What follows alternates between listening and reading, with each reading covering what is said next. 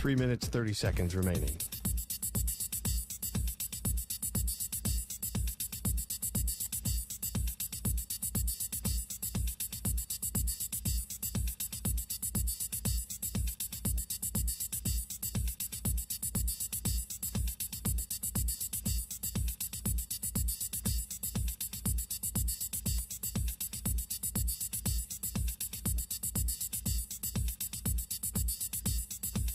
Three minutes remaining.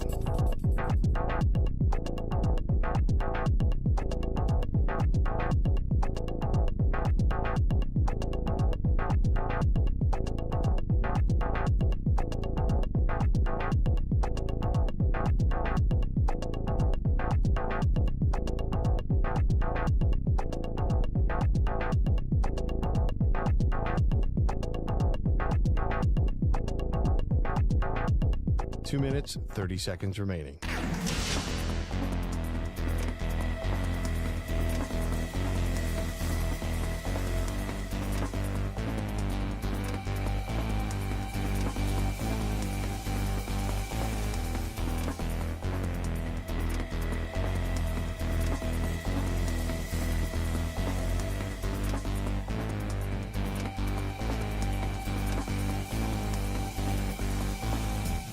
Two minutes remaining.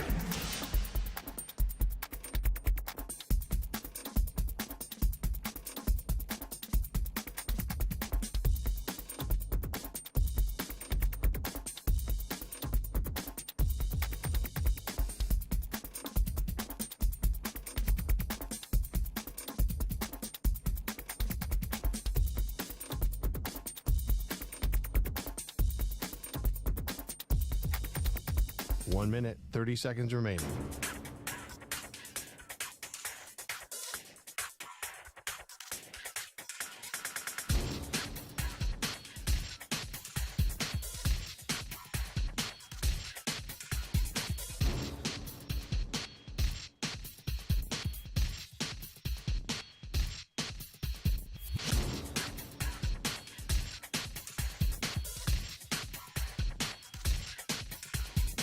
One minute remaining.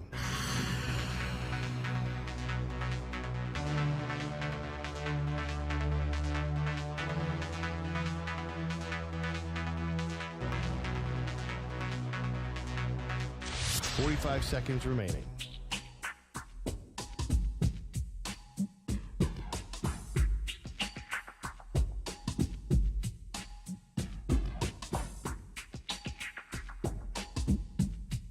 Thirty seconds remaining.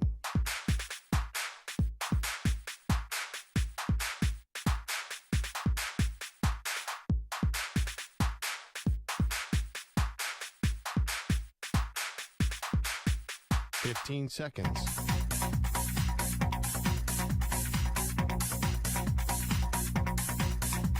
Break ends in 5 seconds.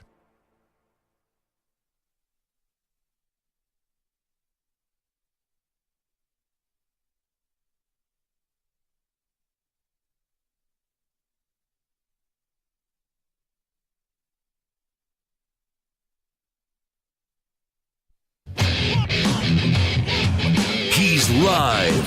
He's nationwide on CBS Sports Radio. This is the Zach Gelb Show.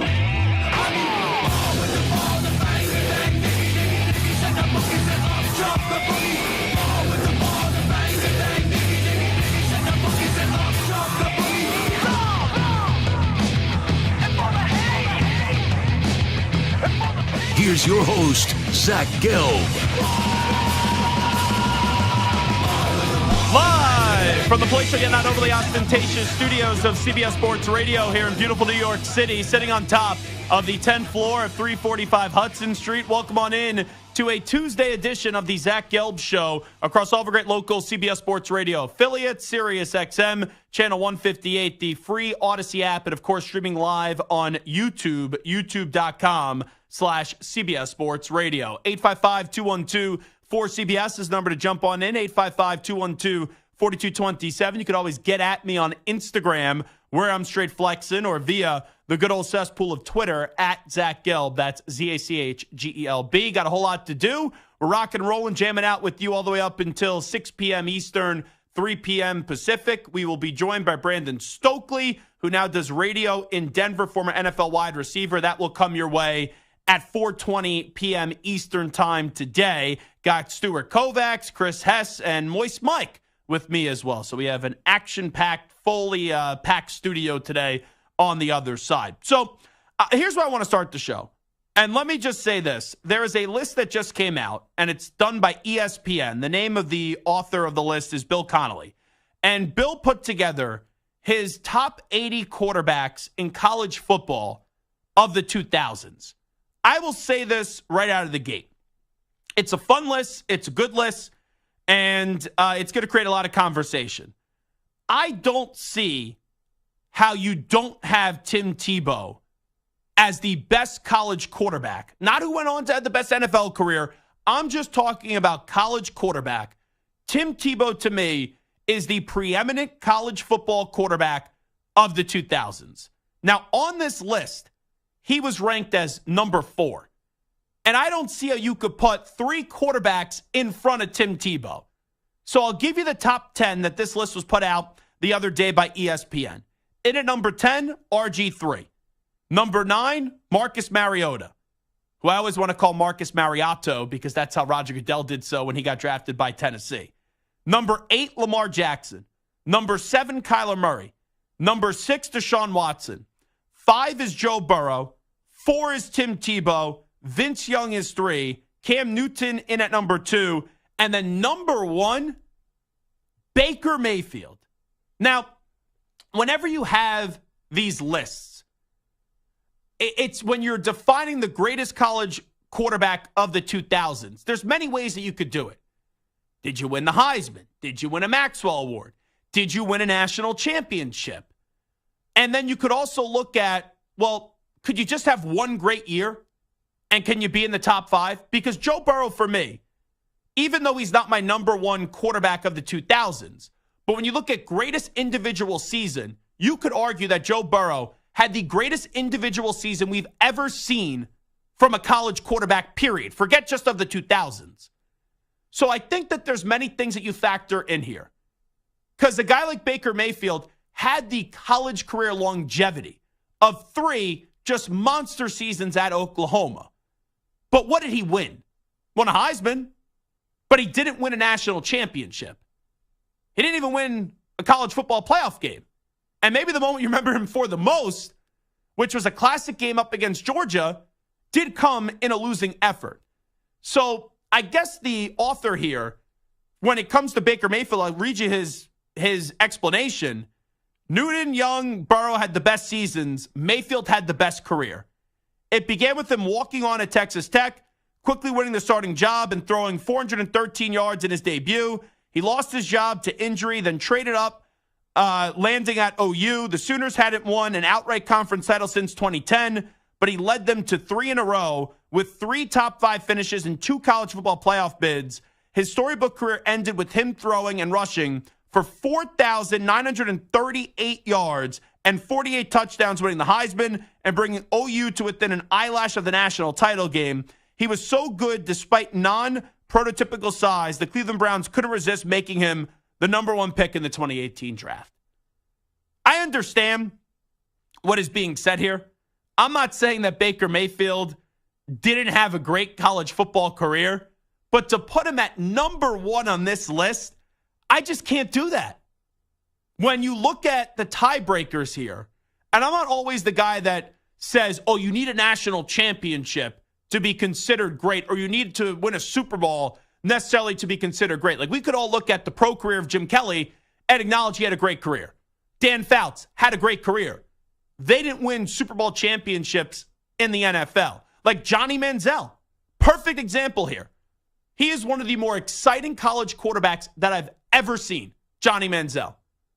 And that 2-year run at A&M, maybe one of my favorite quick runs that we've ever seen. But when you get into the tiebreakers with other Heisman Trophy winners, other Maxwell Award winners, or whatever it is, that national championship carries a lot of weight. So to put Baker Mayfield in at 1, who had a great, well-rounded career, doesn't compute to me because you didn't win a national championship. So I'll give you my 5 here. These are my top 5 greatest college quarterbacks of the 2000s. In at number 5, it's Deshaun Watson. That run at Clemson ignited the first time we have really seen under the Saban dominant run. That was the team that started to formulate, that really put a dent in Alabama and took the baton from Nick Saban for an extended period of time. Now, eventually, Saban was able to pull it back, and Dabo got arrogant, and Dabo didn't embrace NIL and the transfer portal, and we thought it was going to go from Watson to Lawrence to DJ Uiagalelei, and DJU was going to be the star at Clemson, and they didn't have an offensive line.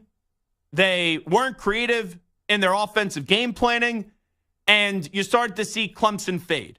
But that start with Deshaun Watson, to have that moment where you lose in the national championship to Bama, and then you redeem yourself the next year, and you throw that game-winning touchdown pass. And I know that Deshaun didn't win a Heisman in college, but it's just one of those moments, and you have to take into consideration the team that he beat, an Alabama team that he beat, and how they started to push elbows and then eventually take the Superman cape from Alabama for a bit. Deshaun Watson, for me, is in at number 5. At number 4, it's Cam. Heisman, Maxwell, national championship. Now, some people could say he has 2 national championships. To make this argument for Cam, when he goes back to Florida and he is considered winning a national championship, I don't need to make that argument because he barely even played. So it's not fair to say, oh, I'm going to enhance that because when you look at his resume, it does technically list 2 national championships. I'm just talking about Cam at Auburn with the Heisman, the Maxwell, and the Natty. In at number 3, this guy doesn't have the longevity for a college football quarterback, but he is a part of the greatest college football game that I've ever seen, and it's Vince Young. You go back to that national championship where USC was, and the brand of Texas, and remember, that's Mac Brown's only national championship, and to see what Vince Young did on that night in the Rose Bowl, where he ran for 3 touchdowns and ran for 200 yards, and he also threw for 260-something as well. That was one of the all-time great moments I've seen from an individual player in college football. And I know he may not have the stats as some of the others on this list, and I know he didn't win a Heisman, but to just see what he did on that night, and college football is a moment sport. It is. That is one of the greatest moments I've ever seen from a college quarterback. So Vince Young is in at 3. Talking about greatness, I have to put Joe Burrow in at number 2. To see what Joe Burrow was at Ohio State, then transfers over to LSU. That first year at LSU, that's when I was doing the weekend overnights. We were talking about LSU, but we weren't talking about Joe Burrow. Joe Burrow, that first year at LSU, was practically a game manager. We were talking about the running back and Nick Brossette more than Joe Burrow. And entering that year, his final year at LSU, I've never seen a player's stock rise more than Joe Burrow from any college football quarterback. We were talking about a guy, I don't even remember what his draft projection was because there was really no draft projection. Like maybe at best, if I'm being benevolent, a 5th round pick. And he catapults from being a 5th or a 6th or a 7th round pick, a day 3 pick, to being the number 1 overall pick in the draft. And they just dominated team after team after team after team.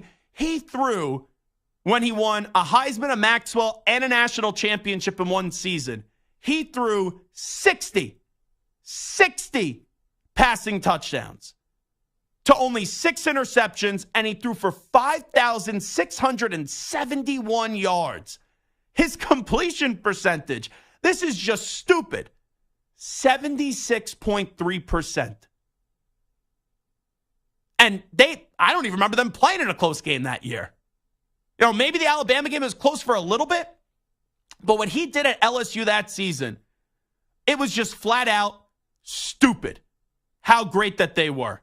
You go back to that season. I'm trying to see what their closest game was. It may have been Texas, where it was 45-38. They had a game against Auburn, 23-20. But, man, you look at the second half of that season, they beat Ole Miss 58-37. Arkansas 56-20. A&M 50-7. Georgia in the SEC title game 37-10. And then in the college football playoff against Oklahoma 63-28. And then against the great Clemson team with Trevor Lawrence 42-25. That is the greatest individual season I've ever seen from a college quarterback. But in at number one of my top 5 college football quarterbacks of the 2000s, it's Tim Tebow. Tim Tebow, you could argue, is the greatest college football player of all time. I don't see how you don't call him the greatest college quarterback of the 2000s. Heisman, finalist, I believe, 2 other times, won 2 Maxwell Awards, and won 2 national championships.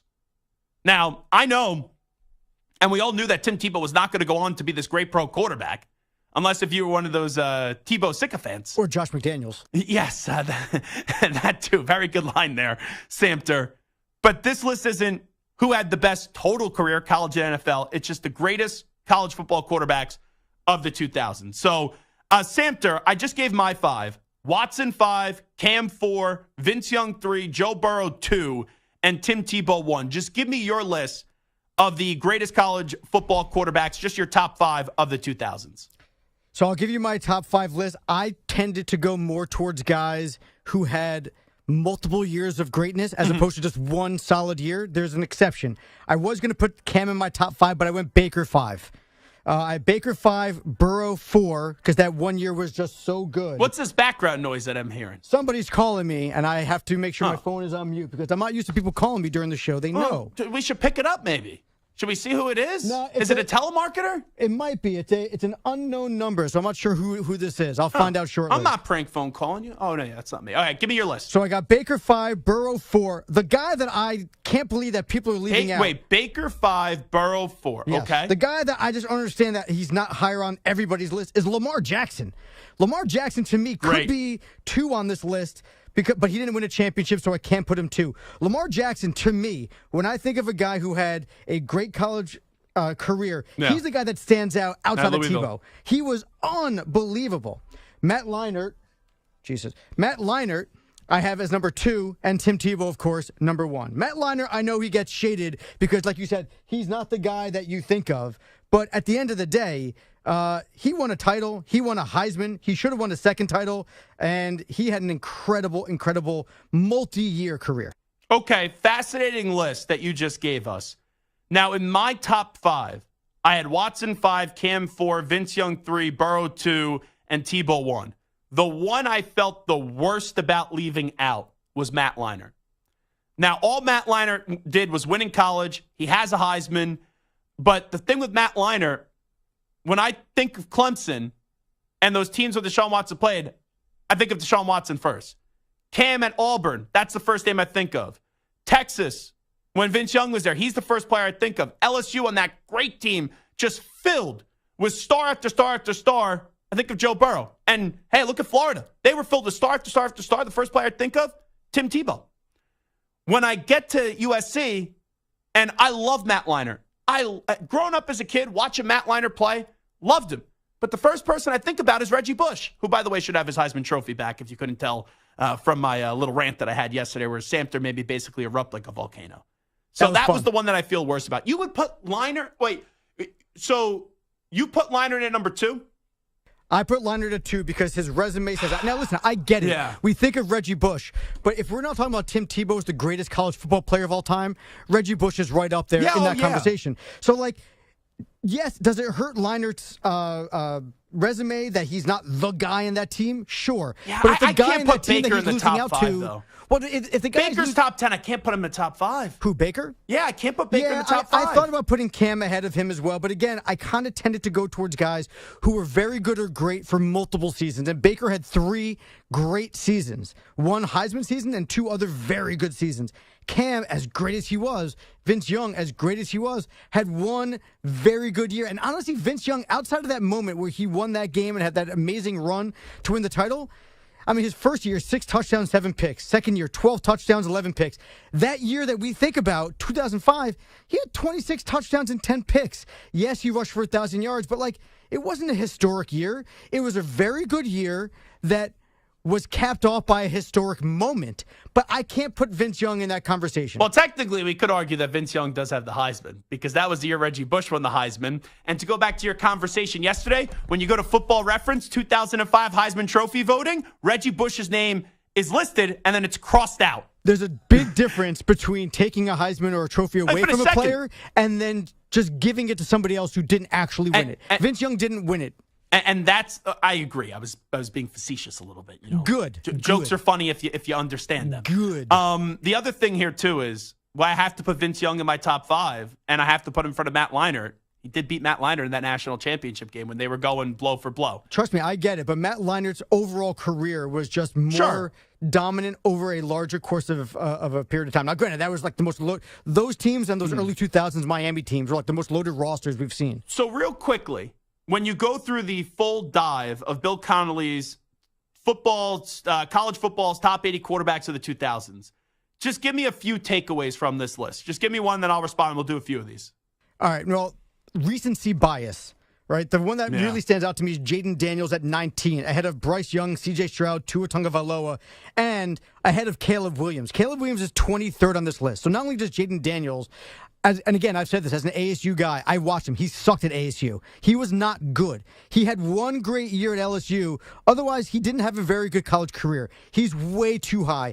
Caleb Williams, on the other hand, I know that we look back and say, oh, he had a down year this year. He was dominant this year. The team just didn't live up to expectations. He was almost perfect last year. Caleb Williams should be in the top 10 based off of his career. Not only what he did at Oklahoma, coming in and taking over there and being great there for Spencer Rattler, who was terrible, but Caleb Williams had 2 epic, historic seasons at USC. So Caleb Williams should be higher than 23. I know that C.J. Stroud's numbers were ridiculous. I can't put C.J. Stroud just on recency bias in front of Tua. But anyway, that's minimal 21-22. Give me the next opinion. The other one that really stands out to me, and I was talking to you about this, there was a guy 20-something years ago who was not the best player on a loaded roster, but he lost 2 games in 3 years, won a natty, finished top 5 in the Heisman twice, and also nearly won a second national championship, but lost in the title game to Ohio State. That's Ken Dorsey.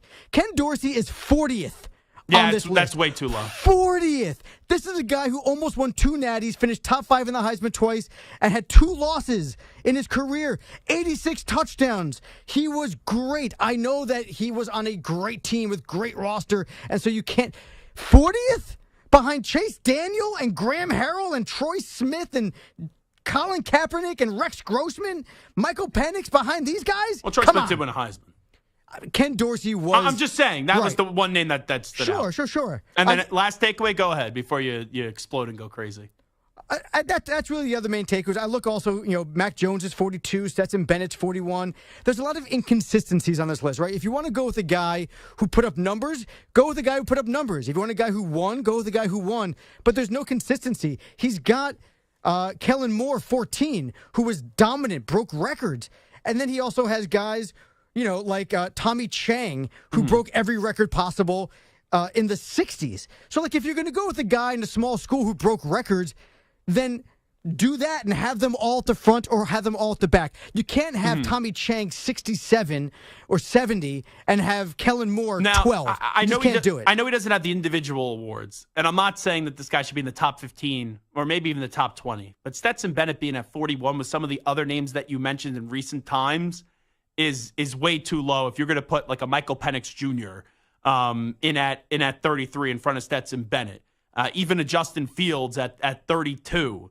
You look Bo Nix at 28. How do you put Bo Nix in front of Stetson Bennett? Bo Nix was a joke at Auburn, then goes to Oregon, had 2 phenomenal seasons, and I love that Oregon team last year, but they lost twice to Washington in one season. So just that. Penix Jr. at 33, But Bo Nix at 28, that was something that's minor, but it just stood out to How me. about Zach Wilson at 67? And a nice throw to Dax Milne, though. I remember down the sideline where he stopped on a dime on that right sideline in a game that I was watching BYU. So here's what I'll just simply ask you. Baker Mayfield on this list is the greatest college football quarterback of the early 2000s. To you, who is your greatest college football quarterback of the 2000s? For me, it's without a doubt, hands down, 10 times out of 10, it is Tim Tebow. 855-212-4CBS, 855-212-4227. It is the Zach Gelb Show. You're in a 5-minute break.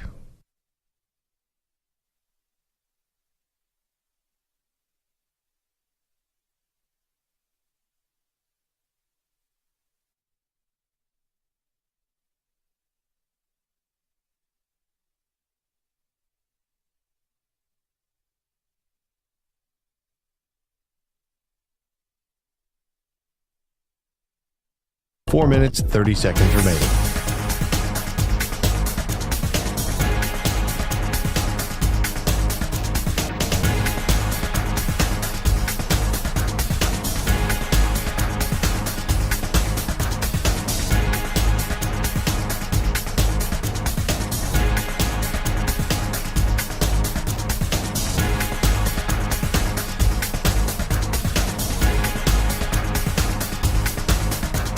Four minutes remaining.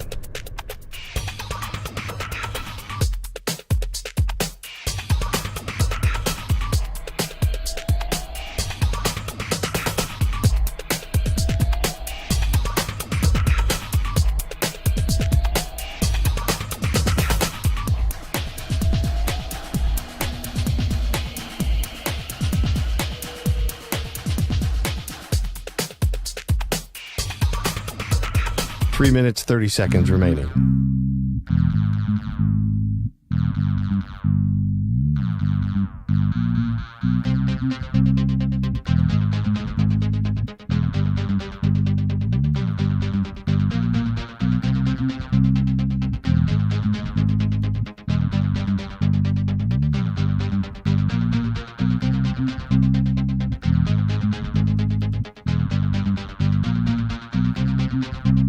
Three minutes remaining.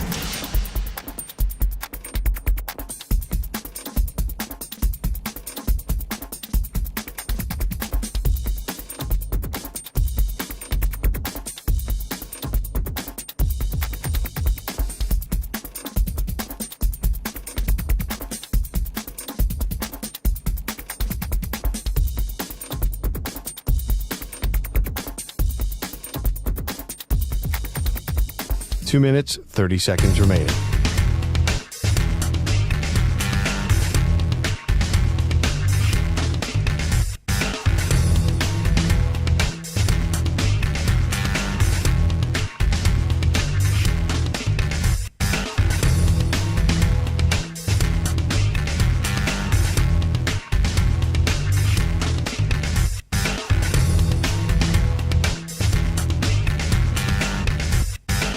Two minutes remaining.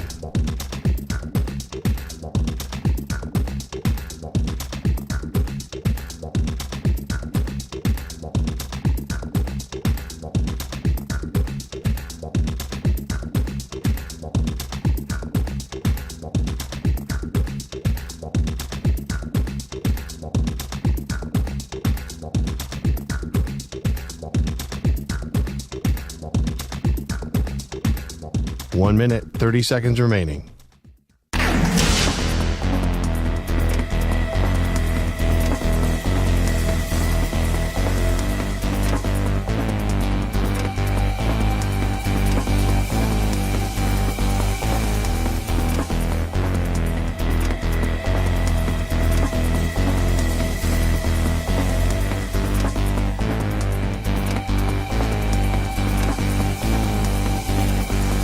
One minute remaining.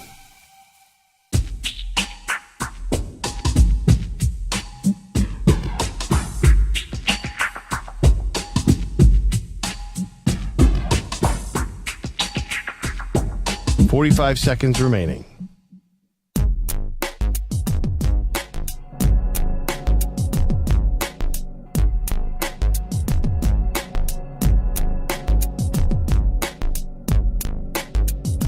30 seconds remaining.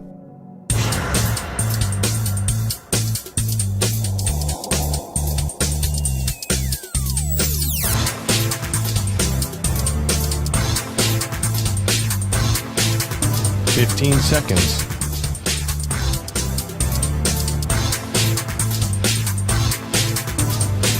Break ends in 5 seconds.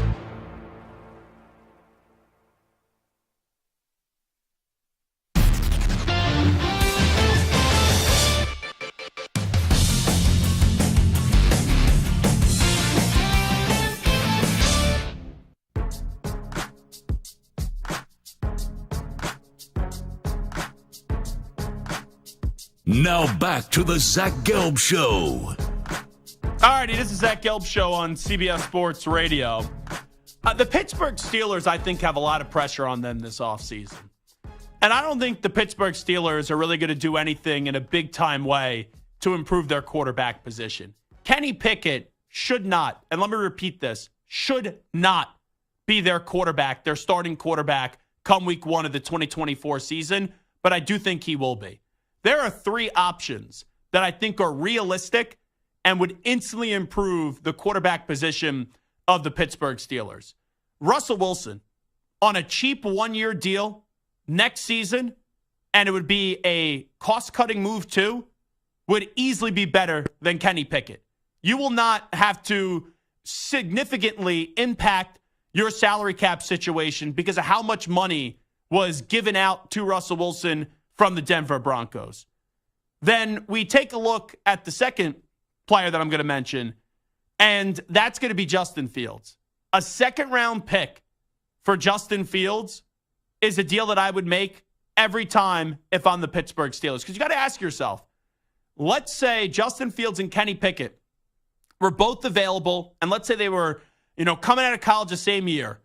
Who would be the pick? Who would be the selection by the Steelers if both were available to them in the draft? And I easily think it would have been Justin Fields over Kenny Pickett. And then finally, this is a player where I think his draft stock is a fringe first-round pick. I believe he can be taken in the first round. I don't know if he will be taken in the first round. And that's Michael Penix Jr. He is my number 4 ranked quarterback in this draft class. I look at the quarterbacks in this draft class, and I have Caleb Williams in at number 1. I have Jaden Daniels in at number 2. Drake May is number 3. And I believe the 4th best quarterback in this draft class is Michael Penix Jr., and then J.J. McCarthy is in at number 5. However, I think J.J. McCarthy is going to get selected before Michael Penix Jr. So, you got to think of where the Steelers are at in the draft. The Steelers are sitting there with the 20th pick of the first round. Could I see Michael Penix Jr. falling to 20? I do. Because you're going to have a run of quarterbacks. Caleb Williams will go 1. There's a good chance Jaden Daniels and Drake May, in some order, are going to go 2, 3. Then after that, let's say the preference by these teams is McCarthy. You have the Giants at 6. You have a team like the Atlanta Falcons in at 8. I think the Falcons are going to go get their quarterback in free agency. And I do believe that quarterback is going to be Kirk Cousins. So once you get out of the top 10, one of these guys are going to fall. And I do believe that you will see 4 quarterbacks go in the top 10. 1, 2, 3, right out of the gate. Williams, you will have Daniels, and you will have May. I don't know if it will be all 3 of those teams. I think the Bears keep the pick. I think the Commanders keep the pick. The Patriots could trade out of that if, let's just say, May is on the board and Daniels does go at number 2. But the Cardinals aren't taking a quarterback. The Chargers aren't taking a quarterback. The Giants could take a quarterback. Tennessee, I don't think they're taking a quarterback. The Falcons, I don't think they're taking a quarterback. The Bears are at 9. Well, guess what? They've already taken a quarterback, number 1. The Jets aren't taking a quarterback. Depending who's there, Minnesota could. The Broncos have a need, and the Raiders have a need. But there's a chance that those teams go elsewhere. So you may have one of those teams move up to get into the top 10, but if Penix falls after 13, and the Raiders don't take him, I don't think the Saints are. I don't think the Indianapolis Colts are. The Seahawks should, but I don't know if they will. Jacksonville won't. The Bengals won't. The Rams won't. So the Steelers are there at a 20. You could move up a few spots if you feel like you need to, or he may be there naturally. And let's just say Penix is there naturally at 20th. Mike Tomlin, who gives you a better chance to win next season? Kenny Pickett in year 3 or Michael Penix Jr. in year 1? And rarely would I make the argument that the rookie would be able to go in there and play better than a guy that's been in the league for 2 years. But with all those things being said, I do think Michael Penix Jr. is a pro-ready quarterback right now. And not only that, he has pinpoint accuracy, and he's a phenomenal leader. And just like I said with Justin Fields, I'll say it again here with Michael Penix Jr. Michael Penix Jr. and Kenny Pickett both on the board. And let's say they're both coming out of college right now. Who would the Steelers prefer? I think it's Michael Penix Jr., and I don't even think it's that close. So what I'm getting at here is the 3 options I just gave you. You may not be jumping for joy over any of them, but ask yourself this. Who gives the Steelers a better chance to win this year? With a defense that is exceptional. With an offense that has talent. I don't know if Deontay Johnson will be there, but George Pickens will. And you have a nice 1-2 punch with Jaylen Warren and Najee Harris. Who gives you the better chance to win? Is it Russell Wilson or is it Kenny Pickett? The answer is Russell Wilson. Is it Michael Penix Jr. or is it Kenny Pickett? The answer is Michael Penix Jr. Is it Justin Fields or is it Kenny Pickett? The answer is Justin Fields. Kenny Pickett, let's say they give him, and I do believe they're going to afford him the opportunity to be the starting quarterback from the jump this year. This will be Kenny Pickett's final season as the starting quarterback of the Pittsburgh Steelers. And I don't even think he should be afforded the opportunity to be the starting quarterback. And you have to significantly improve that room. And Pittsburgh has done this now for years. When the defense is humming, the offense isn't on the same page. When the offense is humming, the defense isn't on the same page. And it's one of those situations, again, with life without Big Ben now, they don't have a quarterback. And they've not been able to find their guy. And I don't believe any of the 3 quarterbacks that I just suggested significantly damage your future if they don't work out. Russell Wilson will be on a cheap, and I mean a cheap, 1-year deal. Justin Fields will cost you a 2nd-round pick. So what? And you look at Michael Penix Jr., if you could get him at 20 without giving up any additional draft capital, and that's your natural pick, well, you just did the same thing with Kenny Pickett. And I'm giving you a player that's going to be better next year, this upcoming season, than anything I could imagine seeing Kenny Pickett doing on an NFL gridiron in the year of 2024. But with all that being said, I have a 0% amount of confidence that Mike Tomlin's going to go out there and get Justin Fields. He's going to go out and get Russell Wilson, or he's going to go out there and get Michael Penix Jr. And that's a problem because all 3 of those guys would be an instant, and I mean an instant upgrade over what you currently have. What should the Steelers do at the quarterback position this year? 855-212-4CBS, 855-212-4227. When we come on back, we'll update some of the biggest stories in the world of sports with some audio. We call that segment the News Brief. But first up, with the latest CBS Sports Radio update, let's go to the Act Man, Rich Ackerman. CBS Sports Radio. Sports Flash. And it's sponsored by Progressive Insurance. Looking for a career path with flexibility and great pay and benefits? Go to progressive.com/careers and apply online today. Today is a game of tag for many NFL players. A couple of defensive backs tagged by their respective teams in the hopes that a long-term extension can be worked out soon. The Bucs did that with first-team All-Pro Antoine Winfield, and the Bears went that route with Jalen Johnson. A couple of pass rushers also getting tagged. The Jags' Josh Allen and the Panthers' Brian Burns will each earn at least $24 million next year, while the Ravens placed the franchise tag on Justin Madubuike, who led the team with 13 sacks a year ago. The Colts used the franchise tag for the first time in 11 years, and Michael Pittman gets it. The wide receiver will also he'll get nearly $22 million next year as a result. It's a new day in Seattle, and that means the end for former Pro Bowl safeties Jamal Adams and Condre Diggs, who were released in a move that saves the Seahawks over $27 million under the salary cap. And the Patriots are using the franchise tag on safety Kyle Duggar, making versatile lineman Michael Wenu a free agent, Dalton Schultz a 3-year extension from the Texans. I'm Rich Ackerman. This is Jim Rome. We are talking to the biggest names in all of sports in the jungle weekdays from 12 to 3 Eastern on CBS Sports Radio. CBS Sports Radio.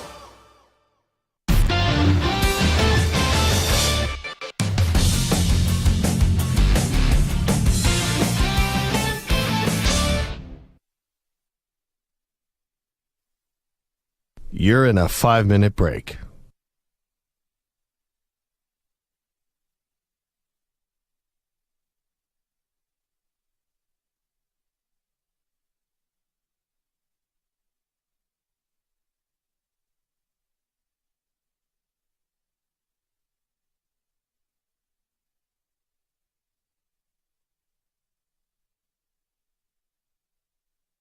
Four minutes, 30 seconds remaining.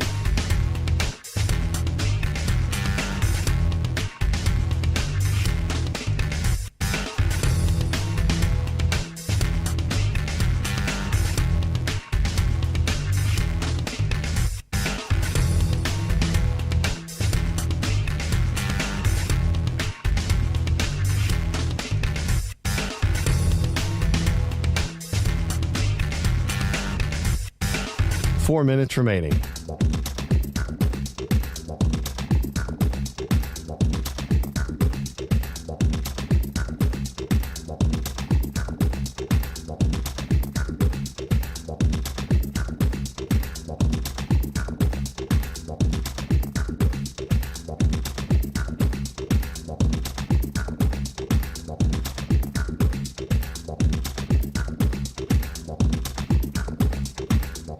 Three minutes, 30 seconds remaining.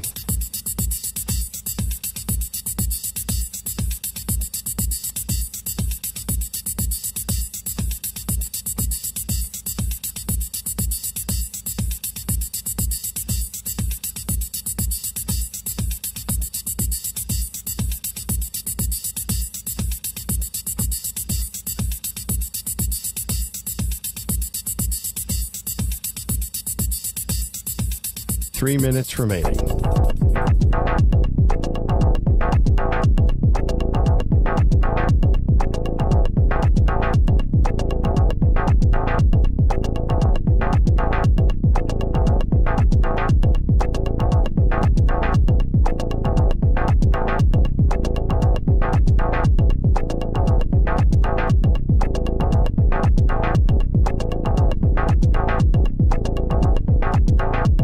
Two minutes, 30 seconds remaining.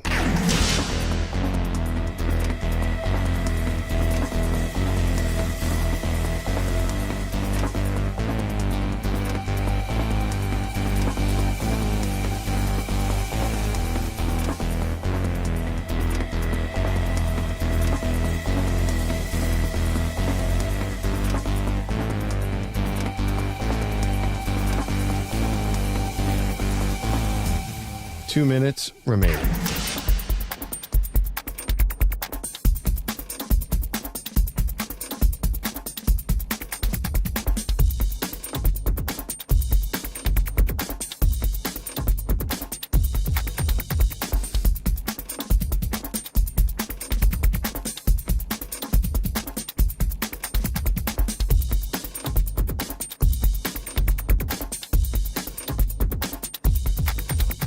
One minute, 30 seconds remaining.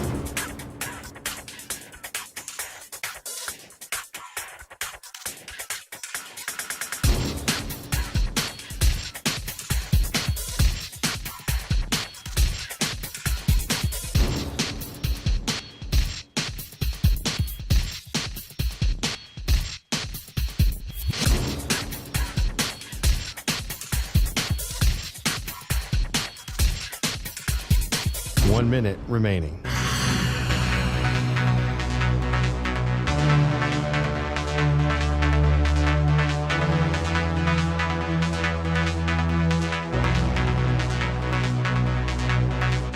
45 seconds remaining.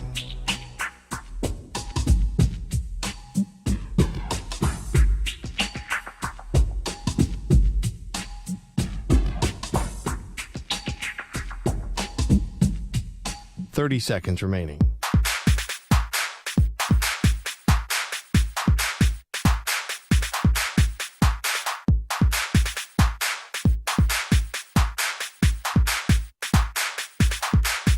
Fifteen seconds.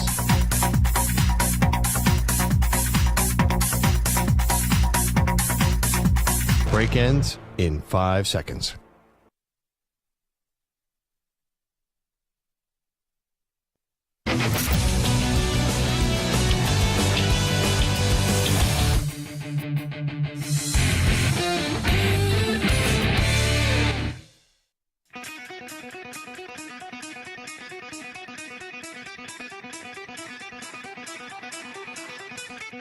The Zach Gelb Show is on the air across the nation on CBS Sports Radio.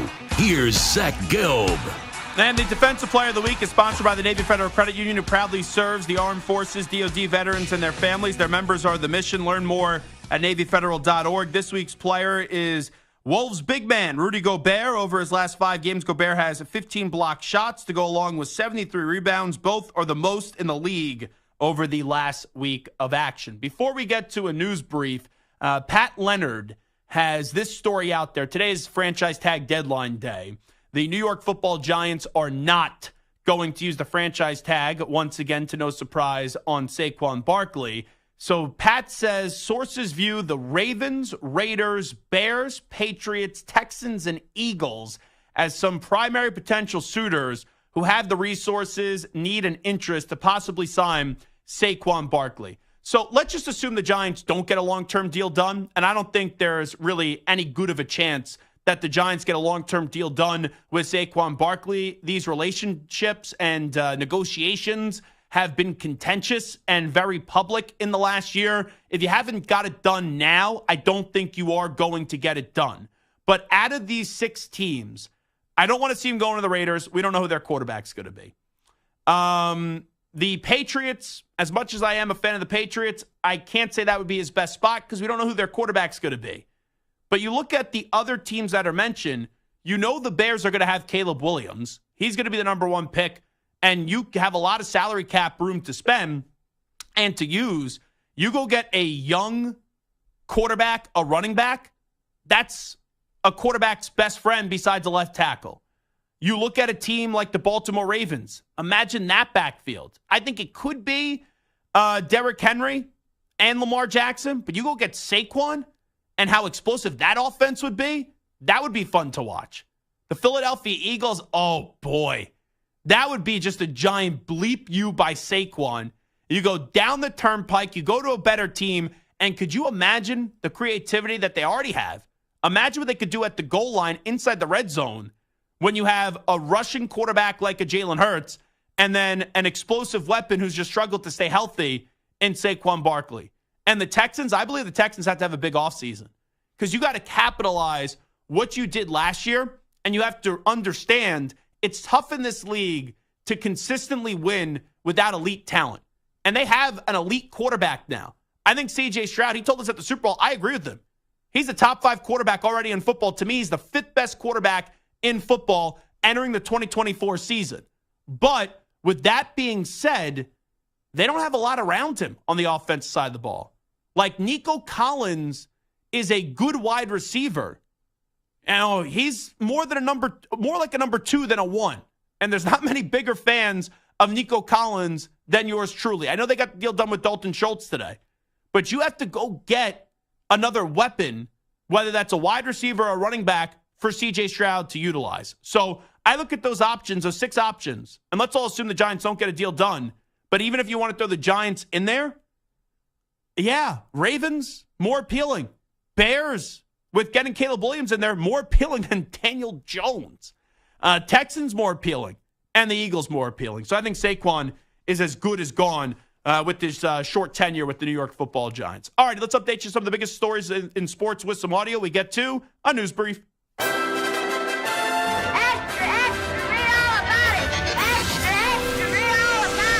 time for your daily news brief. We get you caught up on the rumors, reports, and reconnaissance from the day in sports. All righty, let's start it off with Dak Prescott. Dak Prescott on how he feels about contract talks. Definitely confident. Obviously, it helps the team. It's important for the numbers. I think it's Jerry. I've heard Jerry said that.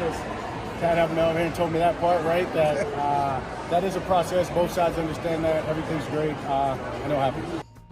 I don't believe that Dak's going to be worth the money that they give him, but if someone is willing to pay you that money, I'll never fault a player for taking it. I don't believe Dak Prescott is someone you win a Super Bowl with, and I've done this before on this air. I have talked about at least 10 quarterbacks that I'd rather have over Dak Prescott entering next season. But he has all the leverage, he has all the power, because his cap hit next year is nearly $60 million. You can't go into that season. I'm not a big salary cap guy with one player taking up $60 million of your cap when you could give him a long-term extension and alleviate that number and spread that number out. So Dak has all the leverage here. He knows that. And with Jerry Jones always talking about the negotiating powers that he has and all the experience, Dak Prescott, even though it got ugly at sometimes, has been the winner here in negotiations with Dak up against the Cowboys. Let's go to Jerry Jones when he was asked, do they need to get a Dak Prescott deal done quickly? We don't need to, but we can if everybody wants to solve it. If you can't, what we have in place works. Is there fear that this could be his last year? Do you have that fear at all? That I don't fear, no. I don't fear that. No, I do not. Do you feel like without an extension, you could still have that all-in approach? Absolutely. Absolutely, I do. The biggest hogwash thing of the offseason is Jerry Jones saying the Cowboys are all in. The Cowboys care more about winning the offseason. The Cowboys care more about winning how many tweets there are about you or what is the back page headline. That's how they view winning. It's by how much drama they could stir up. And Jerry Jones loves this. You have family members throwing each other under the bus about players. You have Jerry Jones saying the Cowboys are all in, and now you have a lingering contract issue or a contract storyline with Dak Prescott. So this is like Jerry Jones going undefeated right now with how all this drama is playing on out. Let's go to Phil Perry. He's covered the Patriots for a long time. He was on NBC Sports Boston last night, and he talked about maybe Jaden Daniels not wanting to go play for the New England Patriots. What I did hear about Daniels is that there are those in his camp who really would rather he not come to New England. Mm-hmm. And that's probably climate related. Guy who grew up in San Bernardino, California, played at Arizona State and LSU, now all of a sudden is in Foxborough, Massachusetts, trying to figure things out when it's snowing and below freezing. Again, I don't think that would be a concern for the Patriots, but it would be interesting to see how he would embrace the area. It's a big concern. Look how Lamar Jackson, it worked for 2-3 months of the season. How has it worked out in January for Baltimore Ravens, which is the biggest comp to Jaden Daniels? Yeah, I just don't know how much I believe that Jaden Daniels is trying to push this. And let's just say this is true, Samter.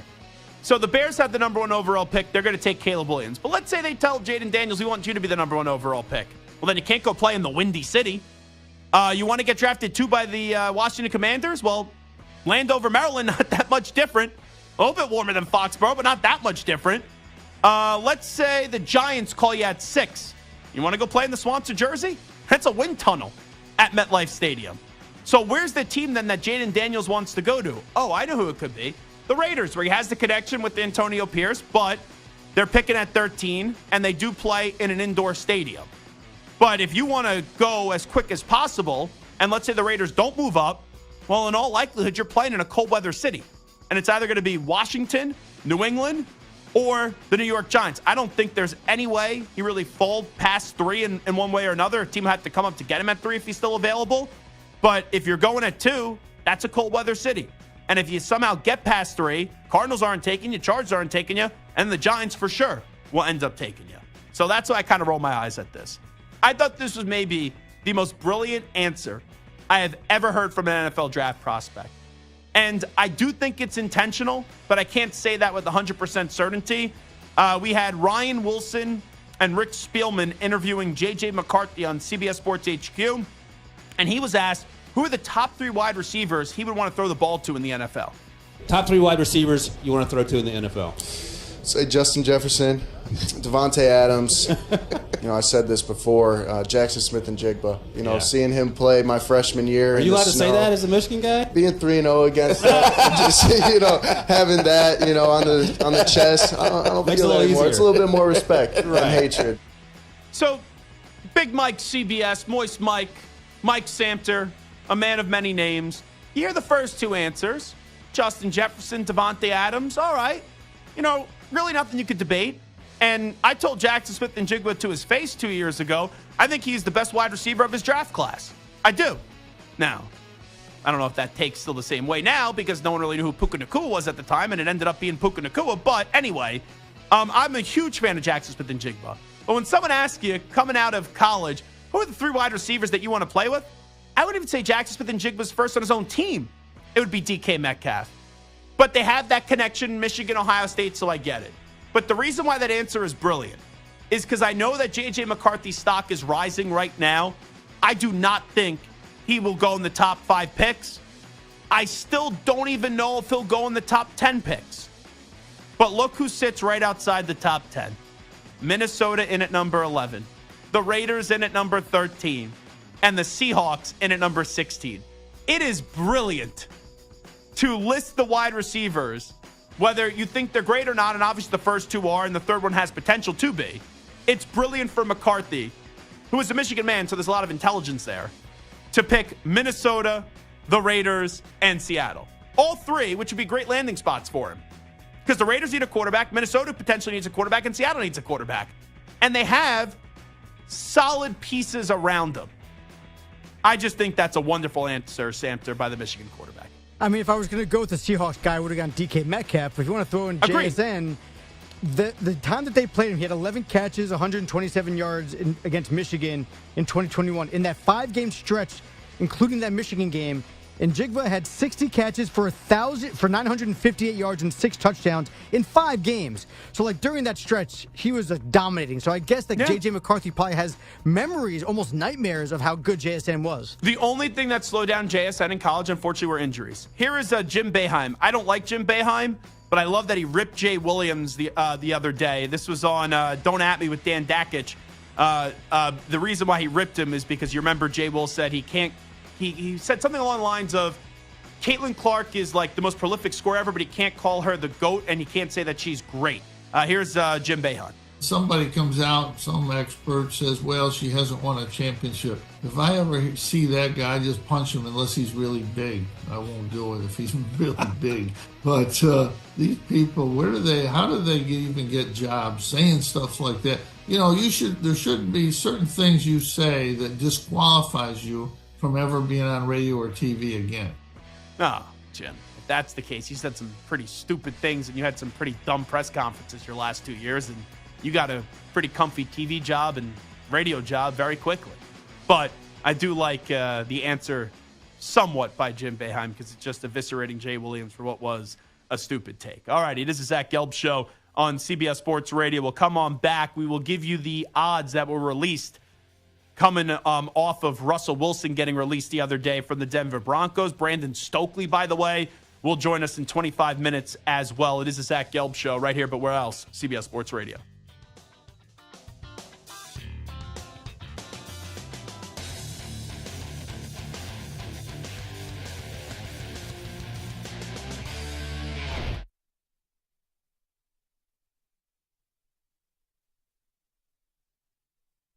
You're in a 5-minute break.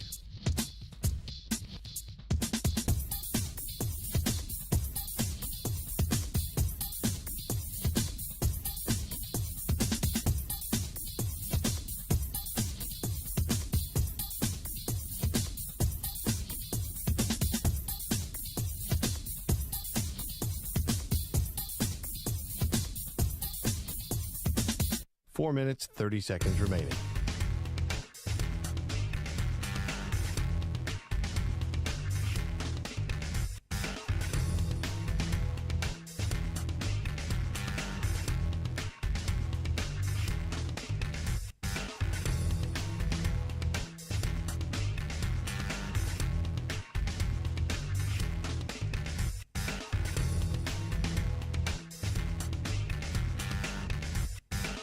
4 minutes remaining.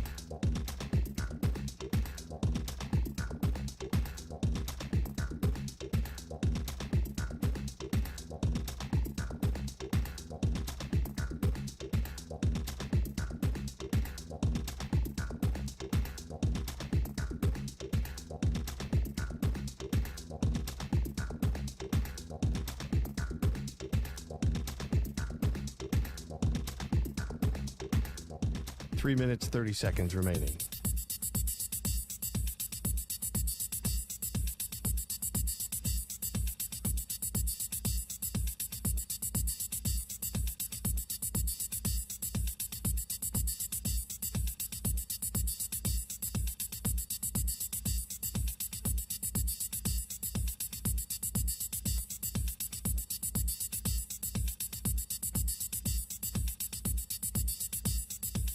Three minutes remaining.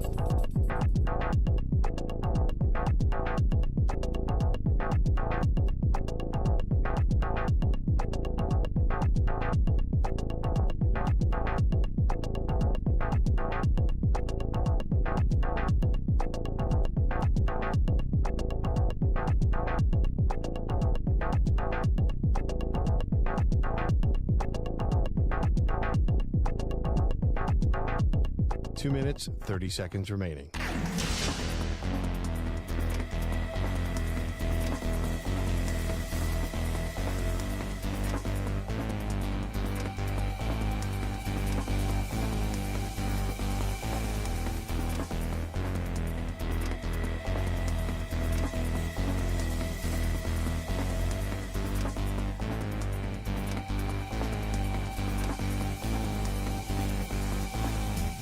Two minutes remaining.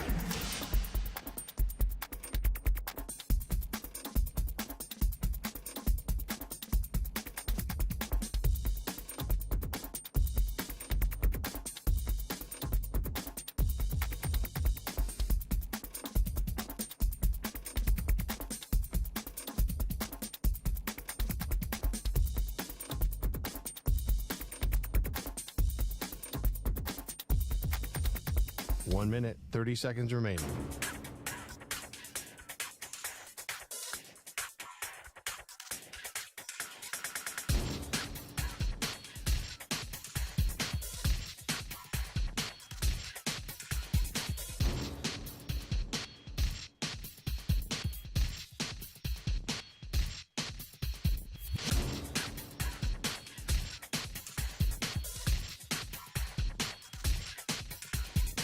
One minute remaining.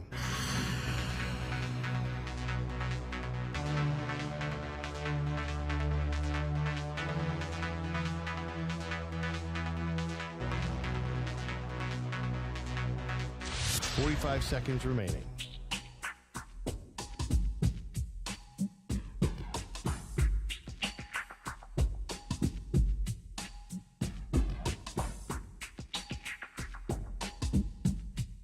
Thirty seconds remaining.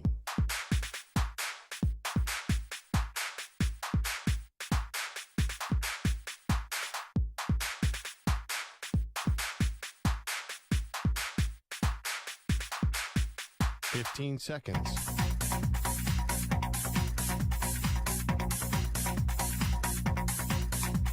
Break ends in 5 seconds.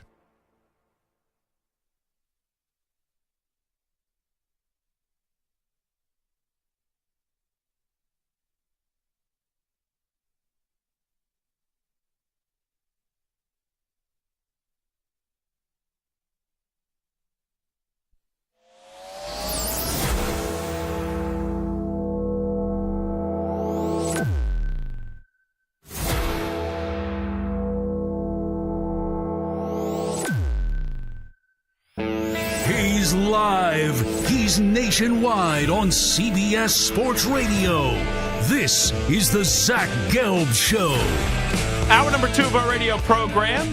Hour number 1 really did fly by quickly. It is the Zach Gelb Show, coast to coast on CBS Sports Radio. Coming up 20 minutes from now, former NFL wide receiver, now does a talk show in Denver. Brandon Stokley is going to stop on by. We'll get his reaction to the inevitable news that did break yesterday that Russell Wilson was released by the Denver Broncos. We'll see how kind of Denver is reacting to the pressure now that's on Sean Payton, and also get a kind of a look ahead on Russ's next team in the NFL. And I'll give you some thoughts on that right now, because I saw that DraftKings released the latest odds for Russell Wilson's next team. You had the Chicago Bears at plus 4,000. You had the New York Giants at plus 3,000. You had Tennessee at plus 3,000. You had the Commanders at plus 2,000. Tampa Bay was at plus 1,800. Minnesota's at minus 950. The Pats at plus 800. Atlanta plus 475.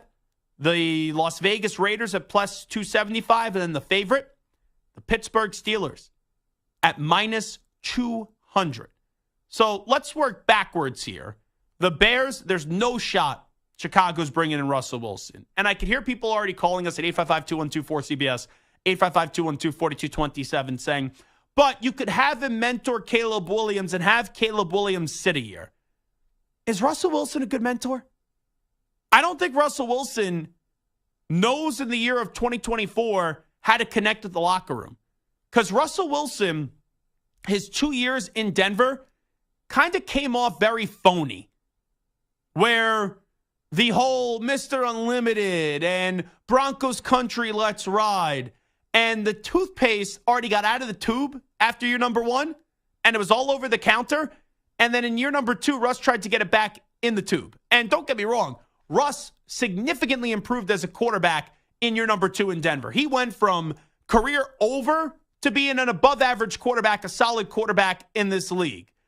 But anytime teammates would speak about Russ in year number 2, I felt like they had to try to nip the conversation in the bud of, oh, this team doesn't like Russell Wilson. But in year number 1, there was a clear disconnect with Russell Wilson. And also, here's the other thing. I know that there's this idea of what Green Bay has done and what some other teams have done as well. But a lot of times that's an anomaly, especially now with how important that rookie contract is. If you have a quarterback that's ready to play, and especially when you take that quarterback at number 1, I think it's very tough, and I mean extremely tough, to have that quarterback sit. And I know people will say, well, what about Bryce Young this past year? You know, that shows even if a quarterback, if you think he's ready to play, maybe you should sit him. But the Panthers didn't have a competent team around him. The Bears have a competent team around him. May not be one of the best rosters in the league, but when you have DJ Moore and you have a team that's even being talked about maybe pursuing Saquon Barkley, that's enough for Caleb Williams to not get killed in year 1. And I don't see why Russ would even want to go to Chicago, because you wouldn't even get a full year. Now, I think the Giants are intriguing, because Rich Eisen said the Giants are done with Daniel Jones. Well, the NFL draft is at the end of April. I can't say it's a lock that the Giants are going to get a quarterback at 6. Now, you could maybe get a quarterback, but you're going to get the quarterback is probably the better way to say it. You're going to have to move up if you want to get the quarterback. And I don't think the Giants at 6 should draft a Michael Penix Jr. or should draft a J.J. McCarthy. And in all likelihood, those are going to be the quarterbacks who are available, because probably 1, 2, 3, it's going to be quarterback, quarterback, quarterback. And I have a tough time seeing that the first 3 quarterbacks in the NFL draft in some order aren't Caleb Williams, Jaden Daniels, and Drake May. And I remember the last time, or not even the last time Russ was made available, just when Russ was starting to get fed up with the Seattle Seahawks and was starting to say, oh, I want to win. There was a lot of speculation and a lot of buzz that Sierra wanted to go to New York. You know, Russell Wilson's wife, very famous wife, if I may say so myself. And Russ was intrigued on the idea of playing in New York. So if we're talking about a stopgap year where Joe Shane and Brian Daboll are trying to save their job, not that I think it's going to make a big difference, but Russell Wilson's a better quarterback than Daniel Jones. The problem is the Giants just gave Daniel Jones a brand new contract. Tennessee, I don't see why it would happen. You got to rock and roll with Will Levis right now over Russell Wilson. The Commanders, this is the only way it happens. They say to themselves, let's move back in the draft. Let's punt on the quarterback and let's just get future assets because we're trying to assemble a roster, or you don't fall in love with the quarterback here. You want to take Marvin Harrison Jr., who to me is the preeminent player in this draft, and you go bring in a veteran quarterback who's a stopgap quarterback until you could find your guy. Maybe. That's the only case, but I think that's a long shot. Tampa Bay, the way it could happen is if they can't get a deal done with Baker Mayfield. Like, Baker Mayfield right now is better than Russell Wilson with what I just saw this past season. But let's say you don't get the contract done and Baker goes elsewhere, then Russ could be going to Tampa Bay where at least you know Mike Evans is still there. Now, this is where I think it gets juicy.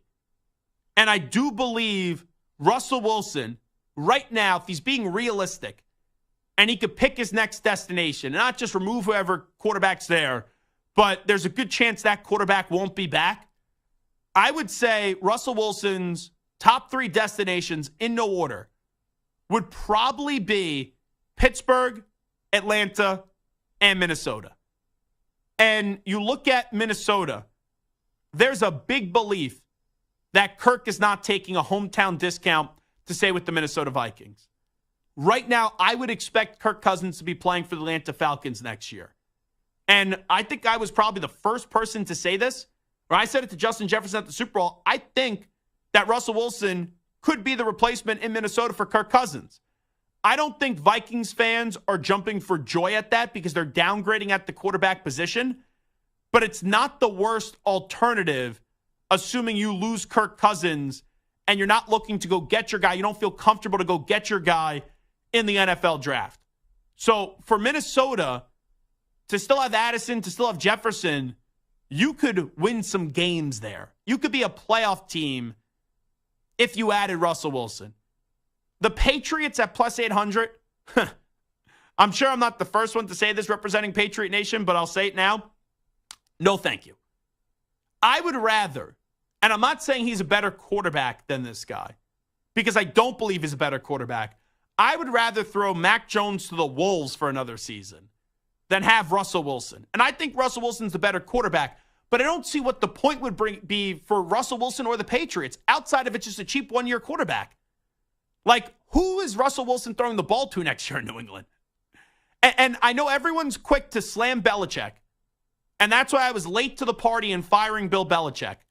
And why I finally joined the party was because I didn't think that Bill was going to adjust. But that roster in New England, Bill the GM was brutal. Bill the coach, though, was still decent. Bill won games with a bottom 5 roster for like 2 to 3 years, that probably more than what people expected. You know, they did take Mac Jones before they ruined him to the playoffs in that year number 1. But now with Gerard Mayo being in and the Patriots having the 3rd pick, I know you could say, oh, maybe you go draft Marvin Harrison Jr., maybe you trade back, or maybe you take a quarterback. You can't go into, it doesn't make sense for either party to go into this year with Russell Wilson as the quarterback. You know, I saw Matt Chatham suggest this, and I actually think Matt Chatham's spot on. I would rather have, if you want to bring in a quarterback to mentor your young quarterback and delay putting that young quarterback on the field, I would rather bring in Jacoby Brissett over Russell Wilson because Jacoby Brissett has played that mentor role before. Russell Wilson, I don't think, would be a good mentor and be good at playing that mentor role. Atlanta, that's not a top 2 destination for them, but it has to be one of the top destinations for us. You have Bijan Robinson, you have Tyler Algier, you have Drake London, and you're in a bad division.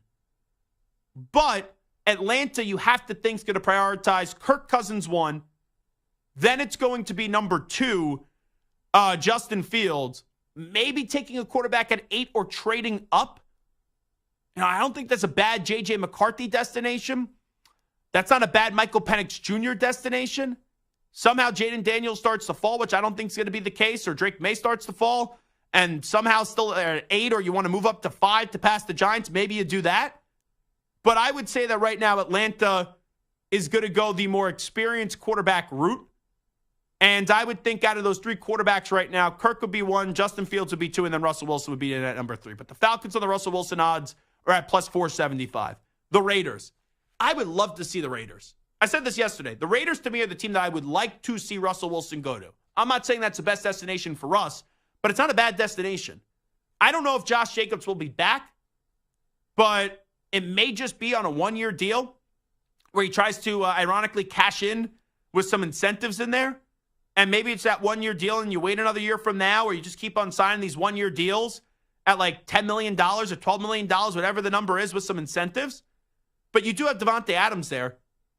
And you have an organization that has been positive for a while, but Antonio Pierce is finally bringing, for now, a positive presence to the Raiders. And also you get the revenge factor here. How cool would that be with how Sean Payton gave him the short end of the stick and gave him a raw deal this past year? How cool would that be to see the Broncos go up against the Raiders this season with Russell Wilson trying to spark some revenge and get some revenge up against the Denver Broncos? And then at number 1, the Steelers. Hey, I talked about this 40 minutes ago. The Steelers, they could, but they shouldn't. That's the way to say it. They could, but they shouldn't go into the season with Kenny Pickett being their starting quarterback. Kenny Pickett is just a guy. He is not the guy for the Pittsburgh Steelers. And I know Steelers fans will say, but he has 7 game-winning drives in his career. Do you ever watch Kenny Pickett outside of that 1 year at Pitt and think to yourself, man, Kenny Pickett is going to be an elite quarterback in the NFL, or even a top 10 quarterback in the NFL? And if you're in the NFC, it's a different conversation. But you play in the AFC. There's Patrick Mahomes in this conference. There is Lamar Jackson, Joe Burrow, Josh Allen, CJ Stroud. I could go on and on and on with the quarterbacks that are there in the AFC. Just look at your own division. You got Joe Burrow, Lamar Jackson. I don't think Deshaun Watson will be elite again, but he's better than Kenny Pickett. Kenny Pickett right now is the 4th quarterback in your own division. Forget about the rest of the conference. Just your own division. And he was a first-round draft pick 2 years ago. So you can't afford to go into this season with a team that finds a way to consistently get in the playoffs or be a playoff quality team with no quarterback play. Like Mason Rudolph was able to take the baton from Kenny Pickett and say, I'm playing better than you. And Mason Rudolph's a free agent. There's a legitimate debate inside that organization, depending on the reports that you read, that people are conflicted with Kenny Pickett and Mason Rudolph. That's how you know, just that in one sentence, that's how you know Kenny Pickett isn't the guy. Because you know Mason Rudolph's not a franchise quarterback. And Mason Rudolph, in a small sample size, I know he's been there for a while, but I'm just talking this season, Mason Rudolph looked better than Kenny Pickett. He did. So I can't, if Mike Tomlin is serious about trying to win football games this year and not just go win 9 games or so, but be a team that could go win a playoff game, you can't have Kenny Pickett as your starting quarterback. And there are quarterbacks that are out there that would instantly improve that team, and one of them would be Russell Wilson. So the Steelers right now are the betting favorite at -200 to land Russell Wilson. But I just don't trust Mike Tomlin to pull the trigger on it. I think Tomlin's going to roll into next season, and he's going to have Kenny Pickett as his starting quarterback and give him one more chance. And I believe that would be a massive mistake.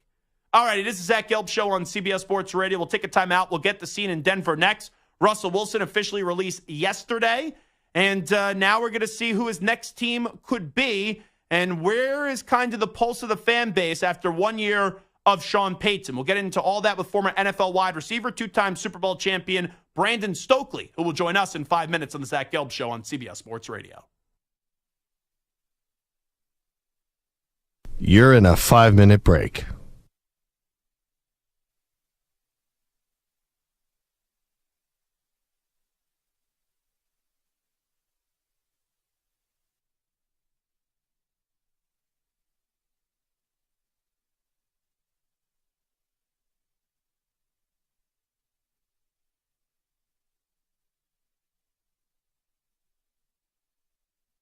Four minutes, 30 seconds remaining.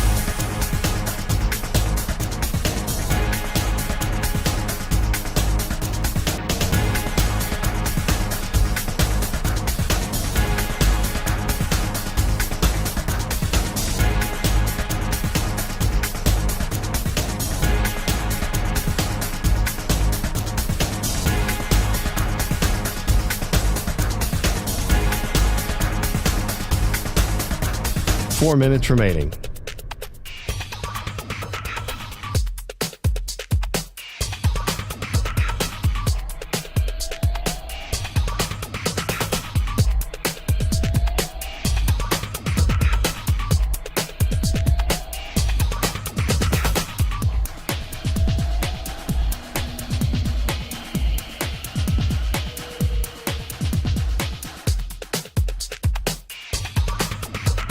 Three minutes, 30 seconds remaining.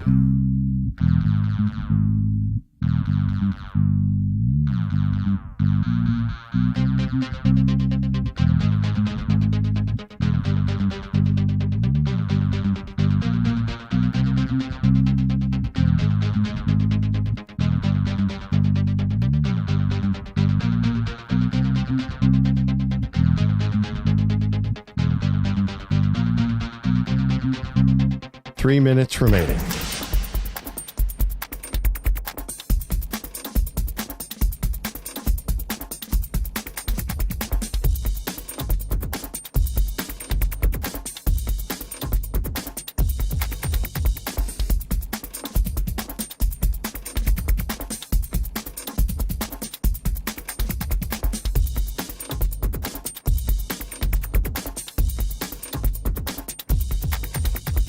Two minutes, 30 seconds remaining.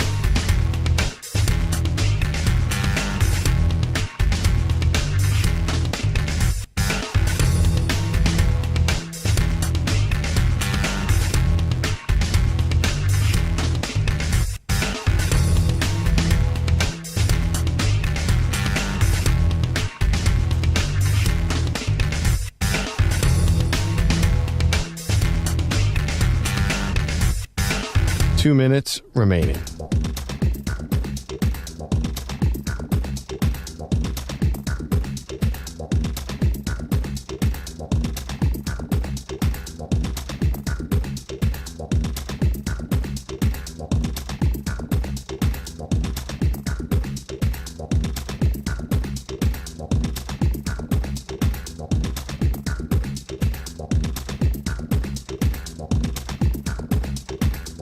One minute, 30 seconds remaining.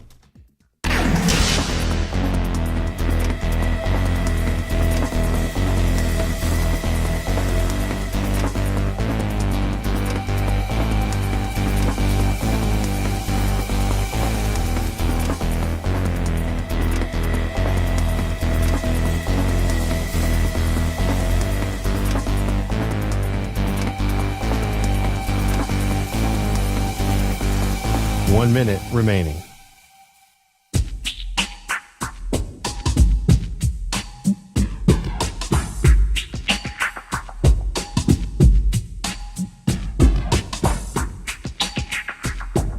Forty-five seconds remaining.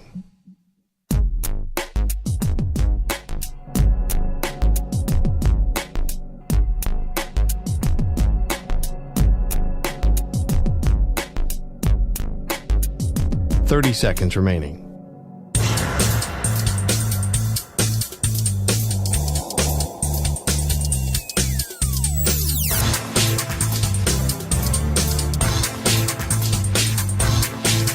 Fifteen seconds.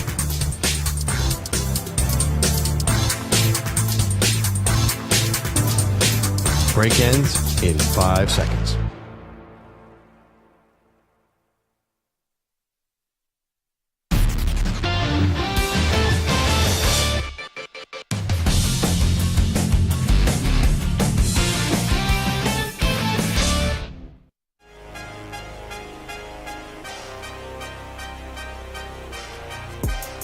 Now back to the Zach Gelb Show. All right, let's continue to react to Russell Wilson.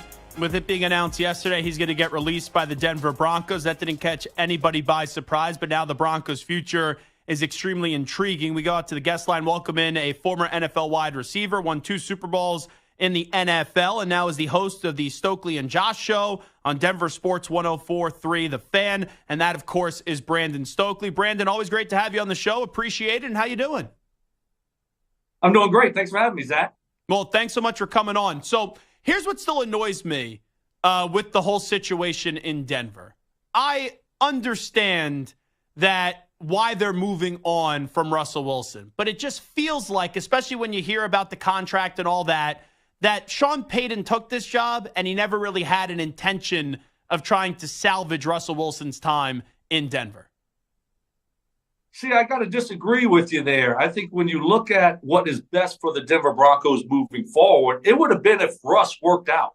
Right now, you don't have to cut him. You don't have to find another quarterback. You don't have this huge cap hit. So I think it would have been best for everyone, Sean Payton included, for Russ to work out and for them not to be going down this quarterback road again. Trying to find a quarterback's a hard thing to do. Sean didn't find one after Drew Brees. He knows how hard it is. And I think Sean got a lot of good out of Russell Wilson this year. You look at Russell with Nathaniel Hackett, and then now you look at him last year, and it wasn't great, but he did throw 26 touchdowns, 8 interceptions, so it's much improved from the year before. I think it would have just been best for everyone here in Broncos country if Russ would have worked out.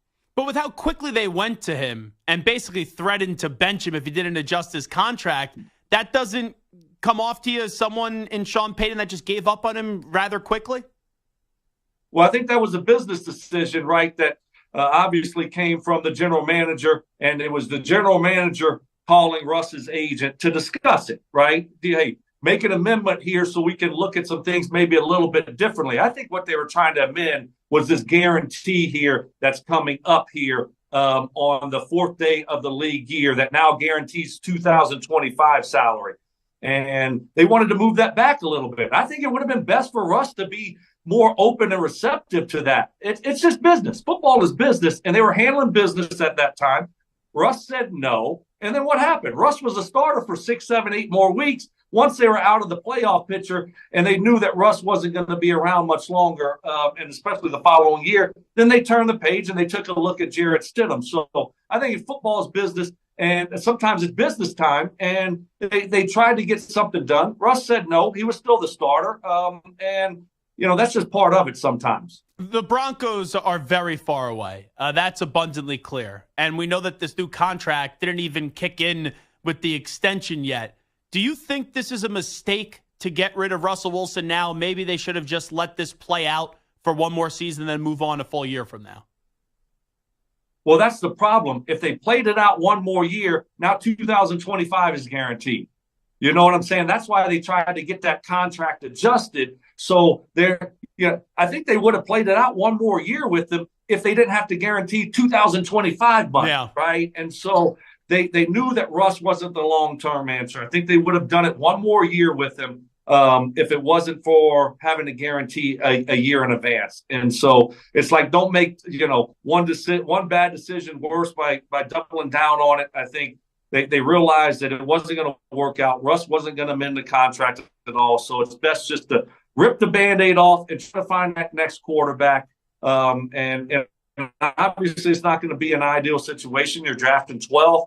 You don't have a lot of cap room. So, hey, but that's the gig that Sean Payton signed up for. Now it's his responsibility to find that quarterback. You talked about it. The big reason to me why Sean left the New Orleans Saints is because he didn't have a quarterback anymore. And then you go to Denver and how quickly this just deteriorated with Russell Wilson.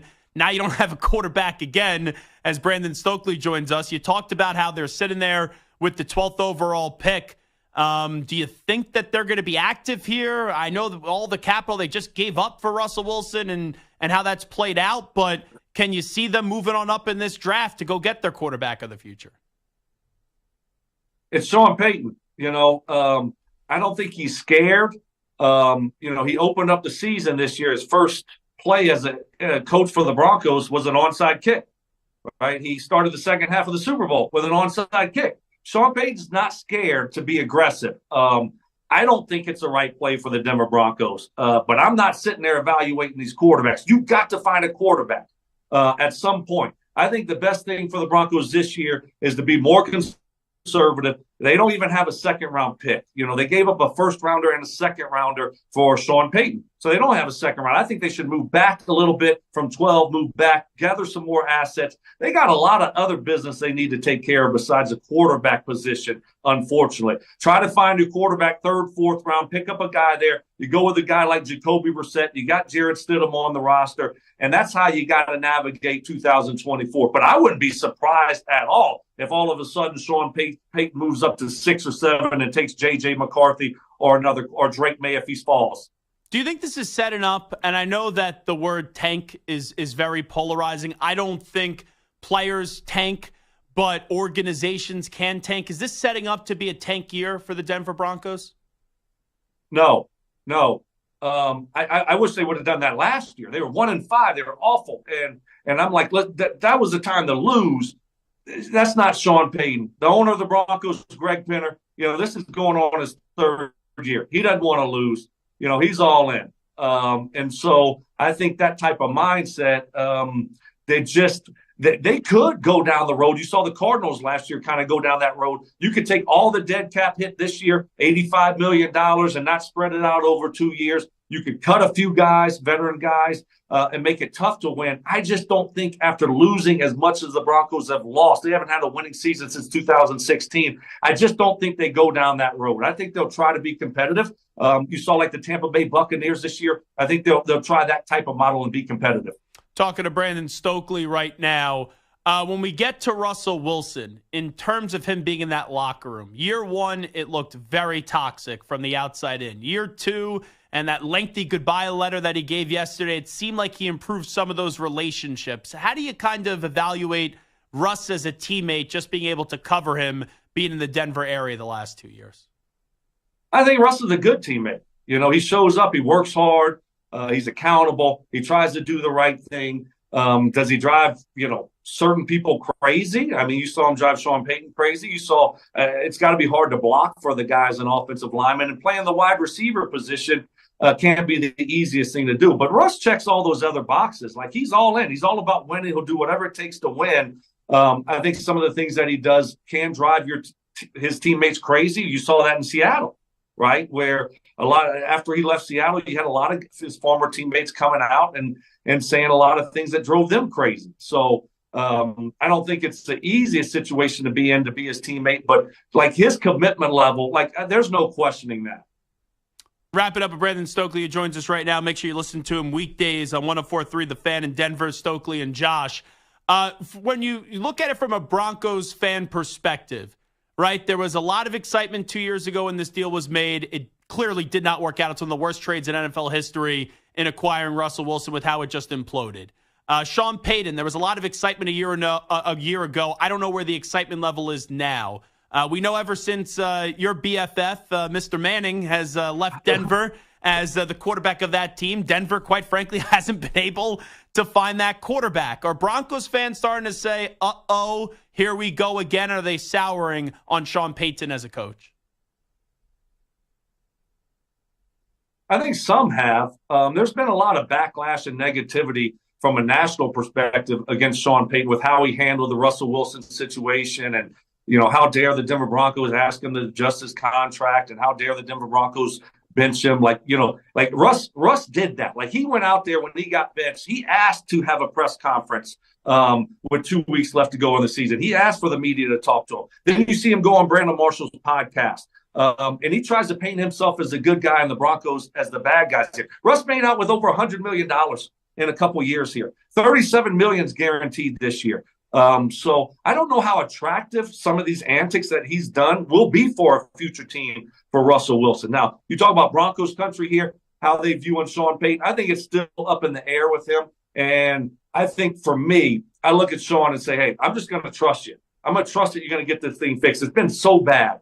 And I'm going to trust that you're going to find that next quarterback, whoever it may be, whatever round it may be. I thought it was going to be a disaster last year. They started 1-5. All of a sudden, he changed the culture here with not a great roster. So I'm just banking on that, hoping that happens. It's not going to be easy this next year. Look, anytime you're looking for a quarterback and you're not in a good cap situation, it's going to be a difficult thing to do. And by the way, you're playing in the Chiefs division, right? And so it's going to be a tough thing to do this year. But I hope they have a long-term plan. Got to find a quarterback. And, what better guy to try to figure this thing out than Sean Payton? When you see the future of Russell Wilson, Brandon Stokley, if you had to take a guess right now, where do you think is the best option, the best fit for him moving forward? You can see it takes two to tango here, and a team would want him, and he would want to go there as well. I mean, I think the best fit would be like the Atlanta Falcons. I don't know if Atlanta Falcons want him, though. We see Kirk Cousins, maybe, hey, Kirk Cousins, if not Justin Fields. So I heard you mention Pittsburgh earlier, and you look at a guy like Kenny Pickett. Like, do you want your young quarterback around a guy like Russell Wilson, who doesn't play from the pocket very often, has some bad habits? What happens if Russ starts and you got to bench him? How is he going to act? Is he going to blame the team? Is he going to call a press conference again and ask all the reporters to come over to ask him questions? Like, I think as an organization, you have to ask yourself that. Do you want Russ around a young quarterback? You look at a team like the Raiders, that could be a possibility. I really do think that Russ is going to have to wait a little bit here. Does Russ want to go in and sign in a week or two with the Pittsburgh Steelers and know he's going to be in a competition? I mean, is that what I don't think he does right now. I think he expects to get a starting job right away. So I think this is a situation where you might look up here and Russ might be waiting around for quite a while before he gets an opportunity. I think it's going to have to be a domino effect on his landing spot, because I don't think he's priority number one for any organization right now. But you see a team like Minnesota, Kirk Cousins, let's say, go to Atlanta. Then you have the Vikings scrambling, and you may have to turn to Russell Wilson on a cheap one-year deal. Because we know this. Russ just made a ton of money. He could take a cheap one-year deal, and he has to take a cheap one-year deal to save his career. Zach, I mean, you're spot on. I mean, it'd make $1.5 million or whatever it is. And so that's very attractive for teams, certainly. You look at the Vikings, who, if they don't, re-sign Kirk Cousins, then they'll obviously, I guess, probably evaluate Russ in the situation. But also, they're going to be looking for a quarterback in the draft. They draft 11, right in front of the Broncos, right in front of the Raiders, who are all in the quarterback market. So I think a team like the Vikings would be very intrigued, but they might say to Russ, hey, we'll get back to you after the draft happens. So so I think that might be Russ's situation, where a lot of teams are looking at, okay, let us go through the draft first, and then we'll give you a call, Russ. I would love for it to be the Raiders, though. That just from a selfish standpoint, you get to see two games up against Sean Payton, who, in my opinion, screwed Russell Wilson over this year. Man, get your popcorn ready, as T.O. would say. That would be fun. Exactly what I said today. I hope it's the Raiders. We owe the Raiders over here, and I hope it's with Russ as the quarterback. Well, how about that? Let me ask you about one of your other old teams, and that's the Indianapolis Colts. Where's the confidence level now getting Anthony Richardson back? Had a little bit of a flash in the pan before getting hurt. Do you think the Colts are moving in the right direction? With Shane Steichen, who did a good job as your number one as their football coach. Absolutely. I mean, I thought Shane did an unbelievable job there. And now you got your young quarterback. You wish he would have got a little bit more playing experience last year, certainly. But I think Shane's the real deal. You talk about a great offensive coach. And for them to do what they did last year, playing that quarterback roulette a little bit and then having their starter and Anthony Richardson get hurt, Minshew obviously did a nice job. But there's some good pieces there, and I think they got the right coach in place. I saw that Pittman got the franchise tag today. Do you think he's a number one wide receiver in the NFL? Is he kind of one of those in-betweeners between a 1 and a 2 wide receiver in this league? Well, I do. I think he's an upper echelon receiver. And certainly if you got a young quarterback you're trying to develop, you don't want to lose a guy like that. And, whether he's a middle level number one, a high number 2, certainly he's a really talented receiver. And when you're trying to develop a young quarterback, you just can't try to replace that guy and hope that you draft a guy that replaces him. You just can't take that gamble, take that chance. And so I think that's a smart move from the coach. You try to work out a long-term deal here before the deadline comes up, I think sometime in June or July. But I think that's a smart play by the Colts. Last thing I'll ask you, Brandon Stokley, with how disastrous this year and a half basically in Denver was for Russell Wilson. I know he's a 9-time Pro Bowler, but people usually remember how careers finish rather than the entire length of the career. And you know how much of a prisoner of the moment we are. Do you think Russ has played himself out of the Hall of Fame with what has happened in Denver? No, I don't. I think what he did in Seattle, once we get a little bit further away from this, will stand on itself. And what he accomplished there was unbelievable. I think he had the most wins ever for a quarterback through his first 10 years, something like that. Won a Super Bowl, obviously lost the other one. He was remarkable. He had some unbelievable years there in Seattle. You can't take that away from him. I think it was a bad partnership, obviously, with Nathaniel Hackett. It was a complete disaster. Last year was better. He's just getting a little bit older, but I still think he's a Hall of Famer. He is Brandon Stokley. Brandon, always appreciate you when you join us. Thanks so much for doing this. Thanks, Zach. Appreciate you, buddy. You got it. There you go, Brandon Stokley. Make sure you listen to him on 104.3 The Fan in Denver on the Stokley and Josh show. Good perspective on Russell Wilson and how everything did play on out in Denver. Even though we disagree a little bit, I don't think Sean was very receptive to him. I get what the Broncos were trying to do, but they made their bet in this one, and then they had to lie on it. I don't fault Russell Wilson whatsoever for not saying, yeah, I'm going to help you out, and basically take out some of the guarantees in my contract. All right, it is Zach Gelb Show on CBS Sports Radio. We'll come on back. The Buffalo Bills have a lot of pressure on them this offseason. I'll tell you what they need to do in the NFL draft. But first up with the latest CBS Sports Radio update, here is the Act Man, Rich Ackerman. CBS Sports Radio. Sports Flash. Well, the deadline for NFL teams to franchise its players passed today. The Carolina Panthers placed the non-exclusive tag on pass rusher Brian Burns. The Jaguars also tagged their best pass rusher, Josh Allen. Both will get $24 million for next season. Antoine Winfield gets tagged by the Bucs, but only until he and the team can come to terms on an extension. The Bears are hoping to follow the same path with Jalen Johnson. The Patriots had a choice to make between Kyle Duggar and Mike Owenu, and reportedly put the tag on the veteran safety, so Owenu will become a free agent. Michael Pittman Jr. gets the Colts franchise tag, the first time they've used it in 11 years, and will get nearly $22 million next year. The Seattle Seahawks are cutting veteran safeties Jamal Adams and Condre Diggs, freeing up nearly $28 million under the salary cap, and Dalton Schultz gets a 3-year extension from the Texans, giving C.J. Stroud a reliable target for the foreseeable future. Red Sox pitcher Lucas Giolito could miss all of 2024 with the torn ligament in his elbow. Number check. This is Jim Rome. We are talking to the biggest names in all of sports in the jungle weekdays from 12 to 3 Eastern on CBS Sports Radio. CBS Sports Radio.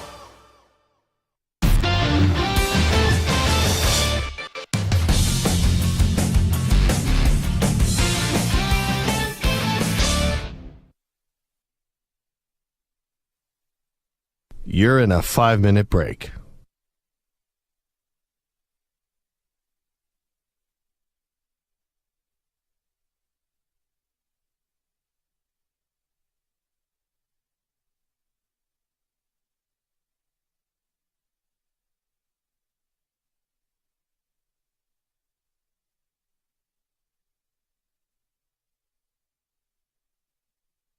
Four minutes, 30 seconds remaining.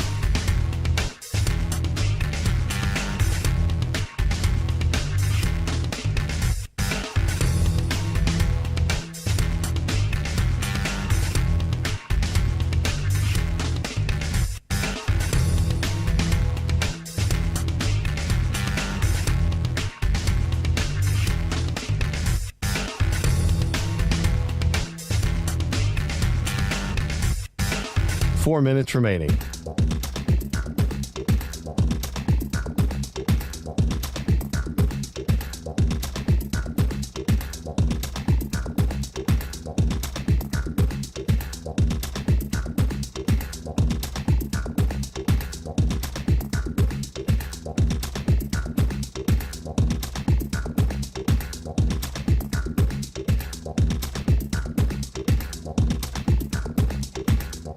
Three minutes, 30 seconds remaining.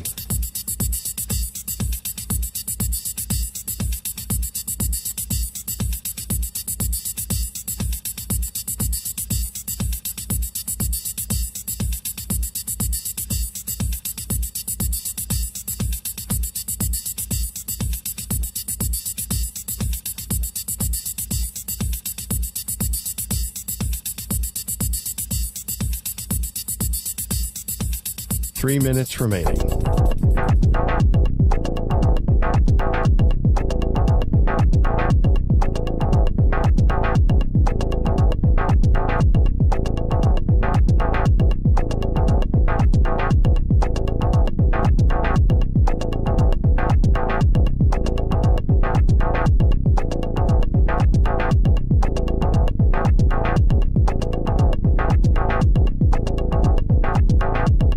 2 minutes, 30 seconds remaining.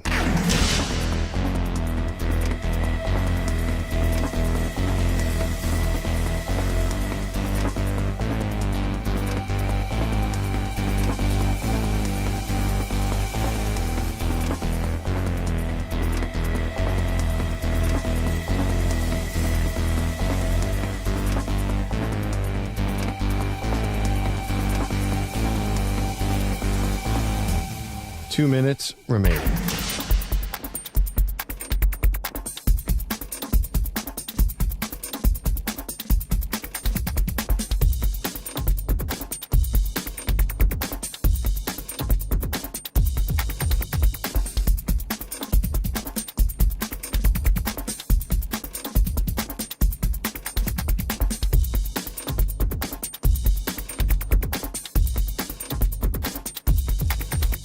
One minute, 30 seconds remaining.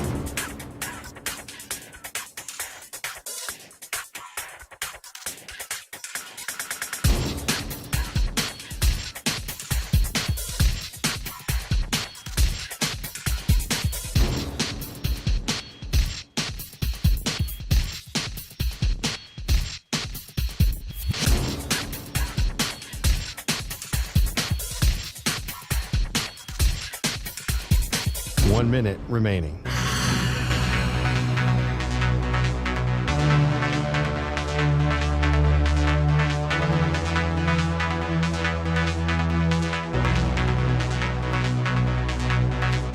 Forty-five seconds remaining.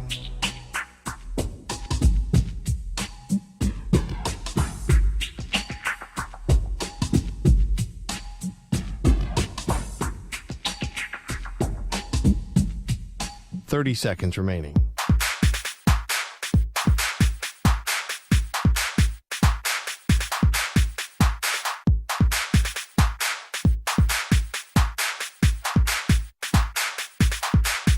Fifteen seconds.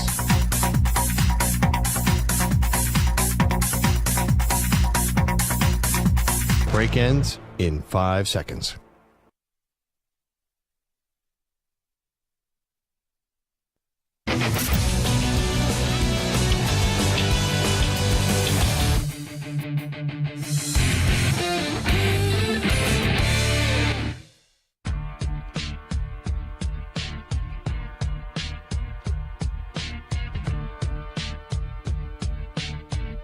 The Zach Gelb Show is on the air across the nation on CBS Sports Radio.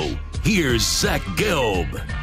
This portion of the show is brought to you by Wesley Financial. Stuck in a timeshare and want out? Contact Wesley Financial Group now and get a free timeshare exit information kit at wesleyfinancialgroup.com. We'll make a point about the Buffalo Bills in just a second, but we just had Brandon Stokley on 855-212-4CBS, 855-212-4227.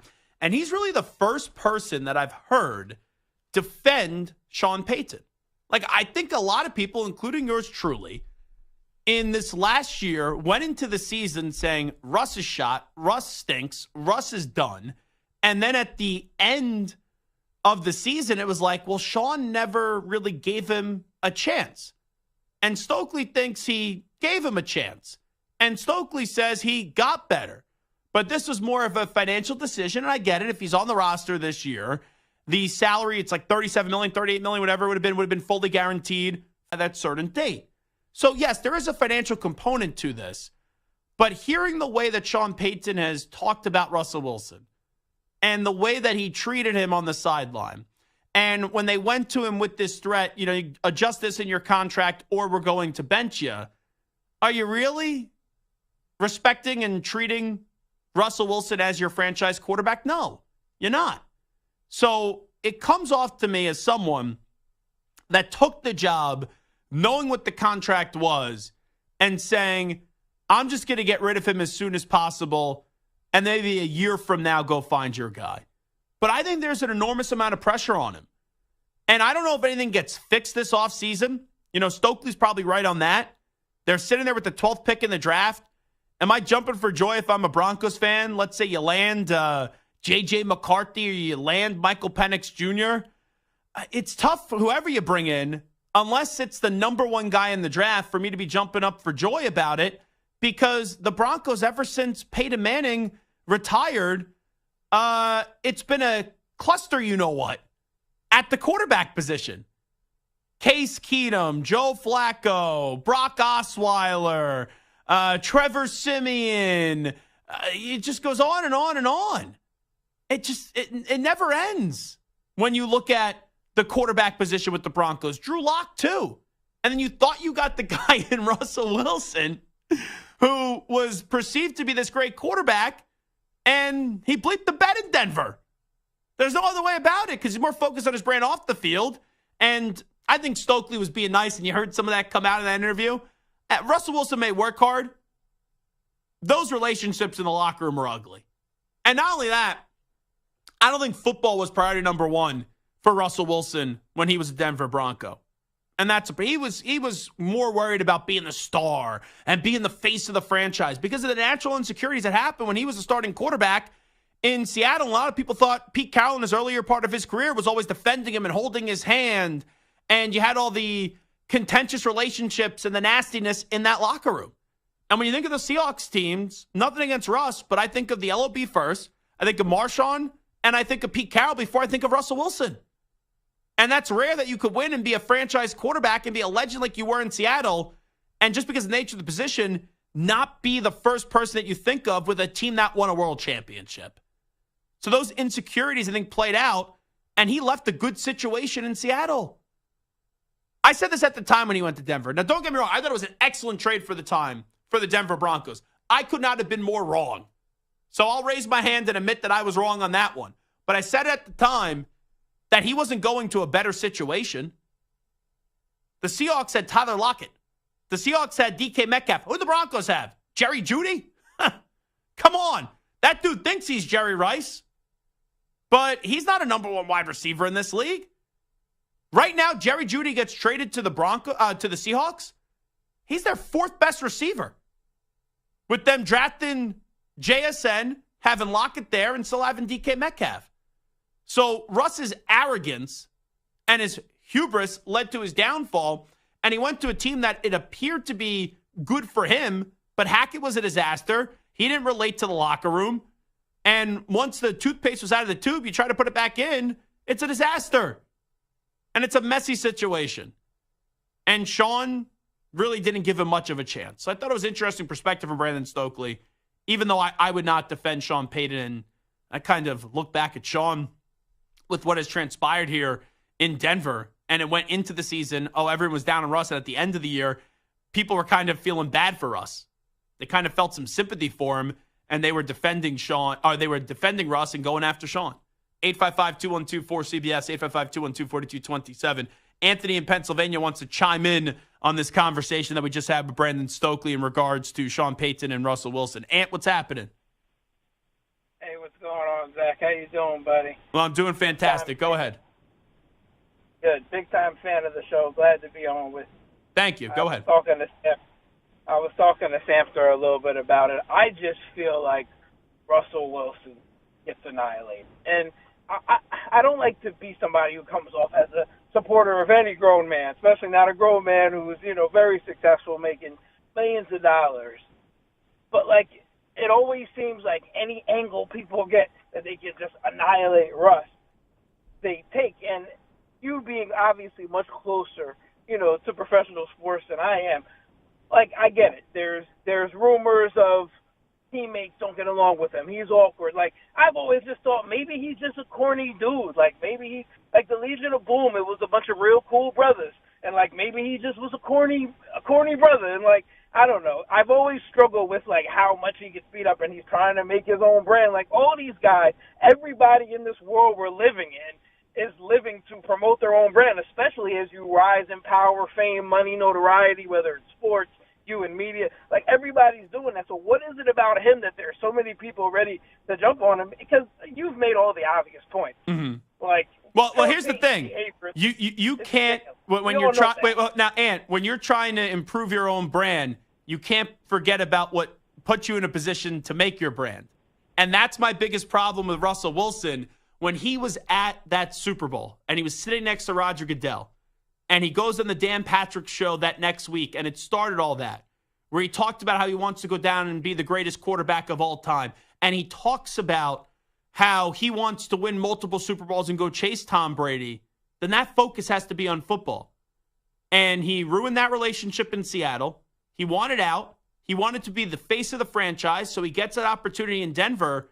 And so what? He had his own office. But you go to Denver, and he never related with those teammates. I don't know Russell Wilson. I've only been around Russell Wilson, I think, like twice in my life at Super Bowls. But I've never had an extensive conversation with him. And in Seattle, it was jealousy. It was egos not being able to sacrifice because they thought the way that Pete would go after the LOB and how they would hold the LOB accountable, that Pete Carroll wasn't holding Russell Wilson accountable when mistakes would happen. And I don't know if it was always as bad as it appeared now in Seattle, but it ended when he threw. That relationship ended in Seattle with what that team was when he threw the interception at the goal line. Because everyone thought the ball should have been handed off to Marshawn Lynch. So that, to me, is the reason why he wasn't well-liked in Seattle towards the end and with that team that won a championship. It was because of the interception. There's other people to blame for that. But when it comes to Denver, he just didn't relate with the teammates in year one. And Nathaniel Hackett was an all-time bad coach. And Russ was just brutal.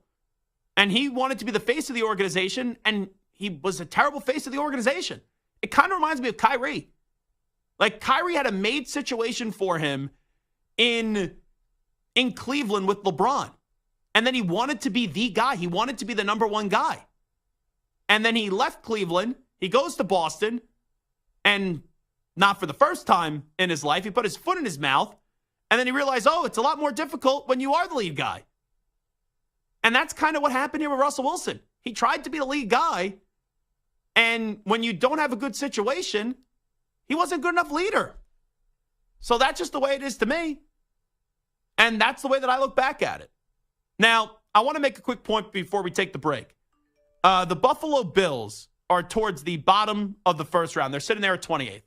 Brandon Beane, a few weeks ago, when he was talking about their decision years ago to trade up for Josh Allen, he basically said, I didn't think it was that big of a risk because either it was going to work or I was going to be out of a job. So trading up future draft capital, if it doesn't work, it'll be somebody else's problem. I think that's a sign that Brandon Beane's ready to move up in the first round of this NFL draft. And Gabe Davis about to walk out the door in Buffalo. There's uncertainty with how much longer Stephon Diggs will be there. He'll be there next season. You have a young up-and-coming player in Dalton Kincaid who I think is going to be a star, and I loved him coming out of Utah. And James Cook got things going in year number 2. But they need another explosive wide receiver, and this is a deep wide receiving draft class. They're not going to be able to get Marvin Harrison Jr. Maybe they could trade up into the top 10 and get a Malik Neighbors. Maybe they could trade up into the top 10 and get a Roma Dunze. But if not, maybe they go up from 28 to like 15 or 16, middle of the first round, and they get Brian Thompson Jr. out of LSU.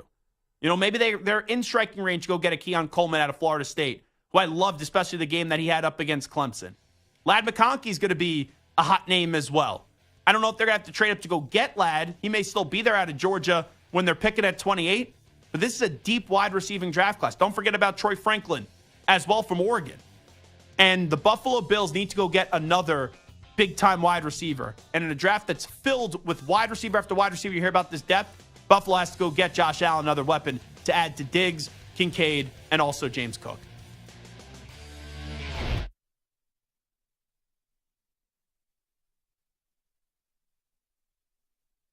You're in a 5-minute break.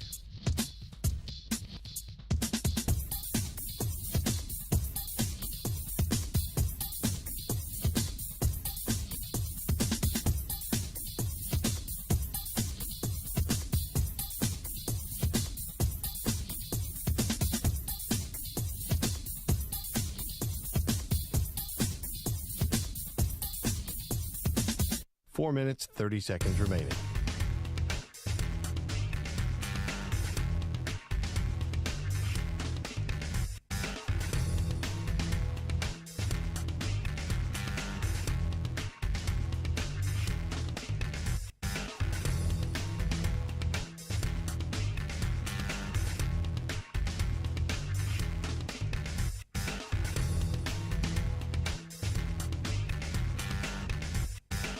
4 minutes remaining.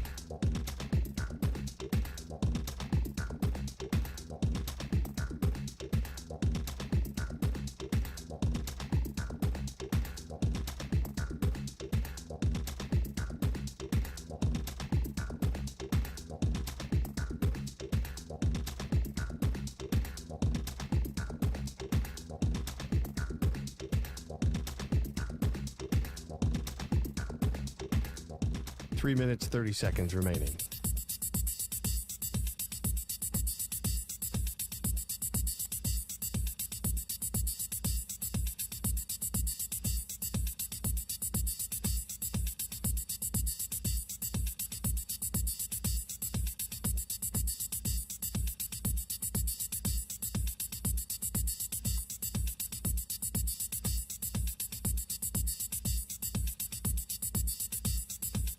Three minutes remaining.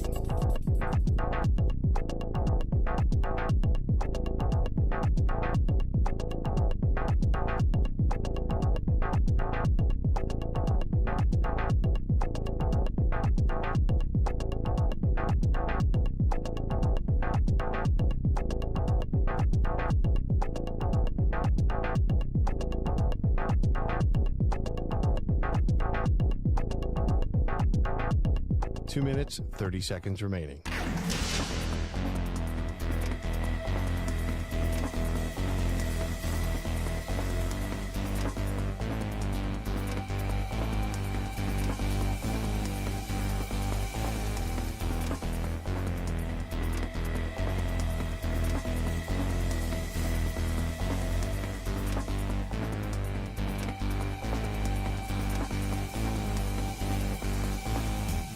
Two minutes remaining.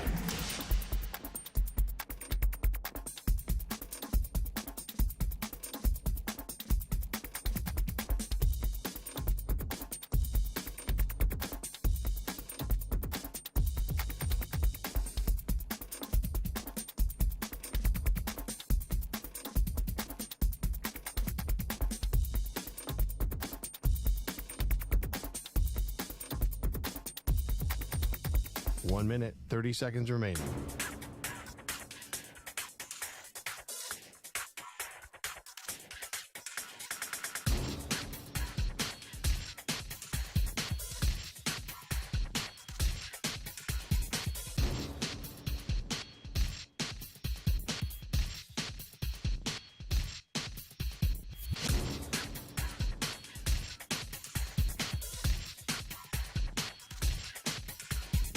One minute remaining.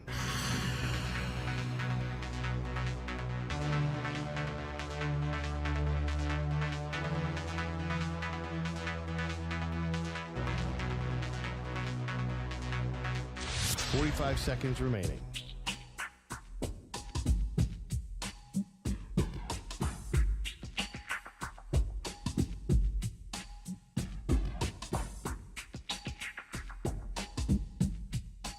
Seconds remaining.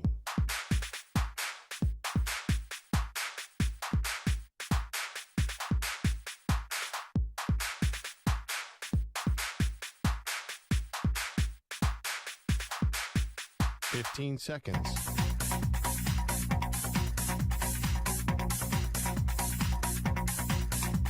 Break ends in 5 seconds.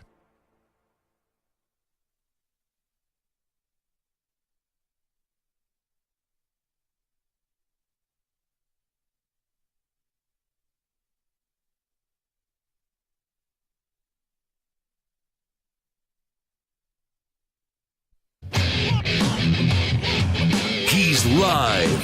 He's nationwide on CBS Sports Radio. This is the Zach Gelb Show.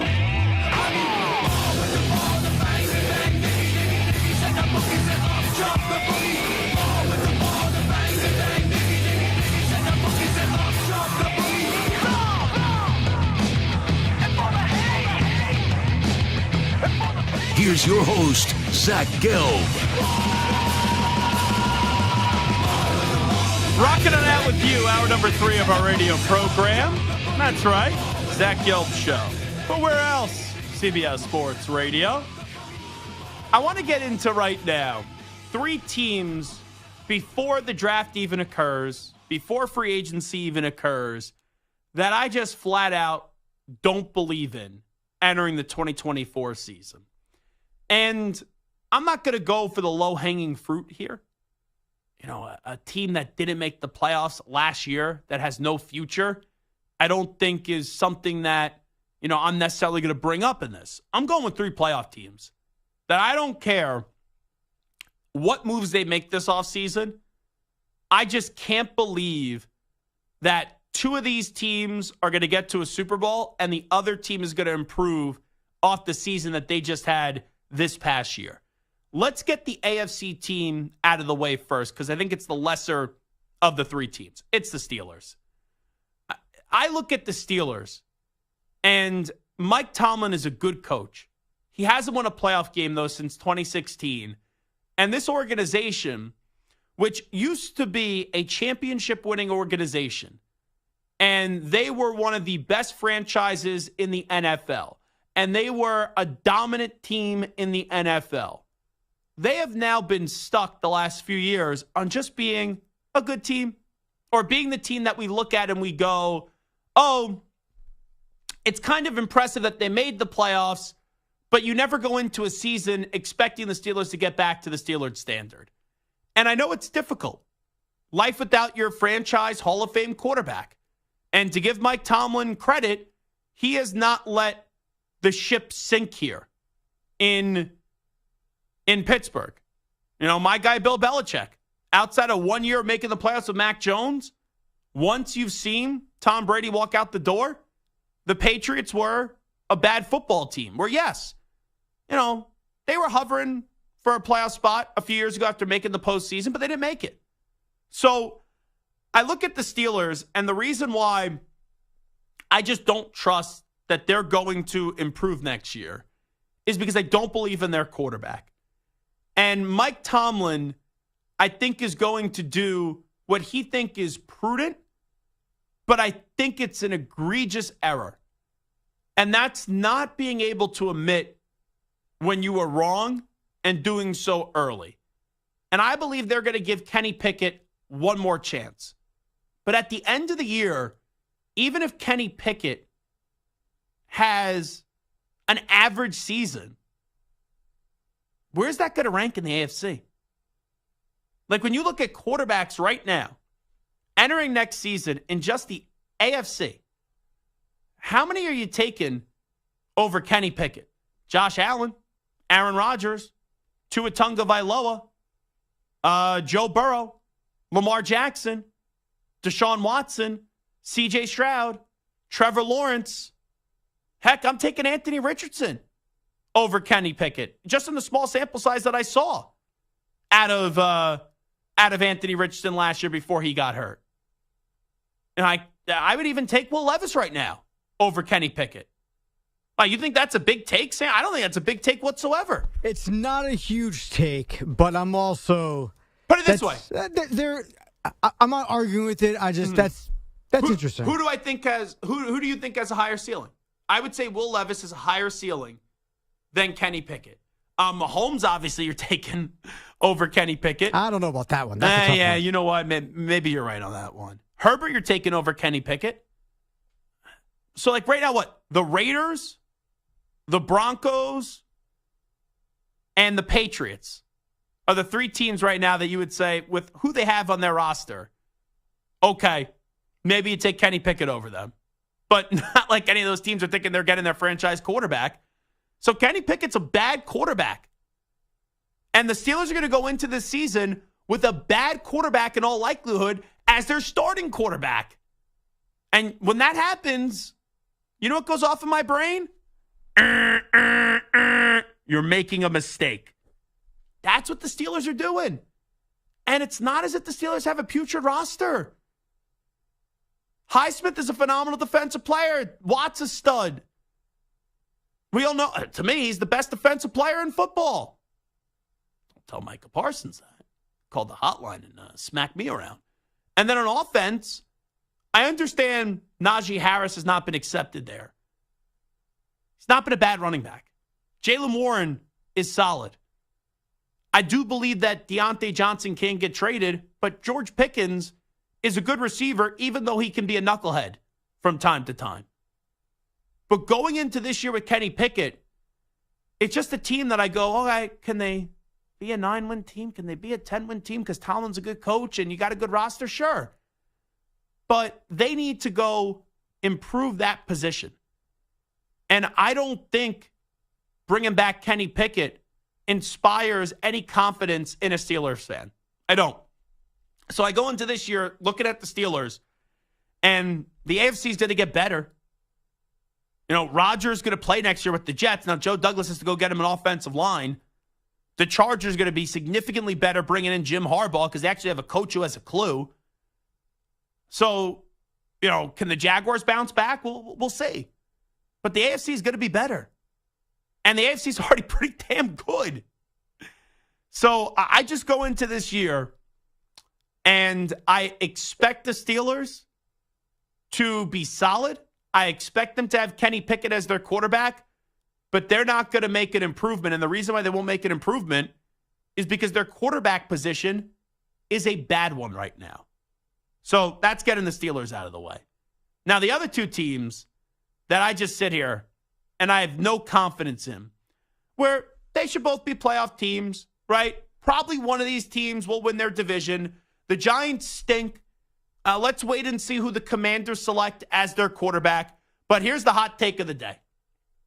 Either the Eagles or the Cowboys will win the NFC East next year, in all likelihood. So, is it about just winning the NFC East for either of those teams? No. The Eagles, I don't think they'll win a Super Bowl this year, but they're Super Bowl or bust. I know they're losing Jason Kelce. In all likelihood, they're probably losing Fletcher Cox.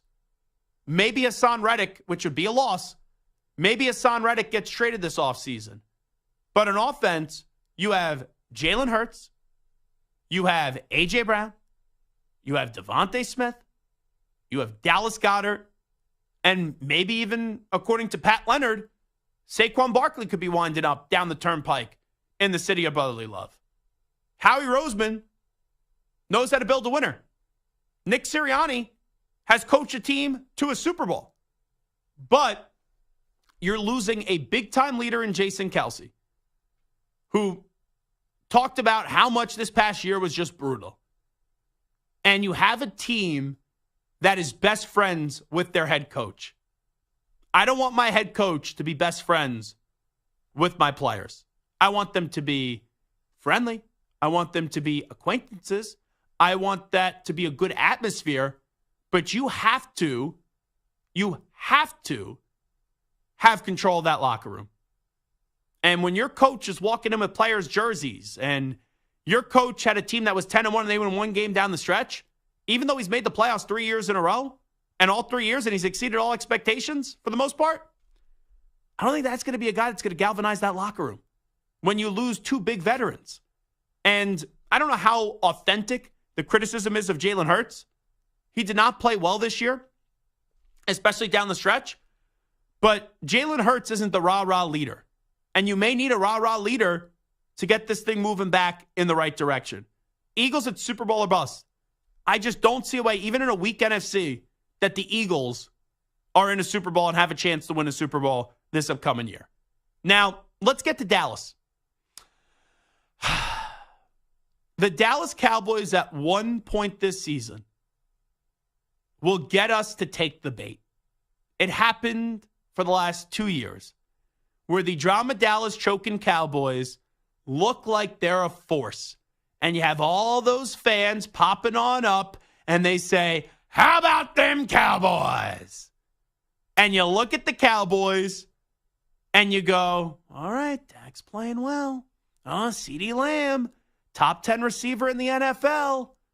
Oh, look at Micah Parsons on defense.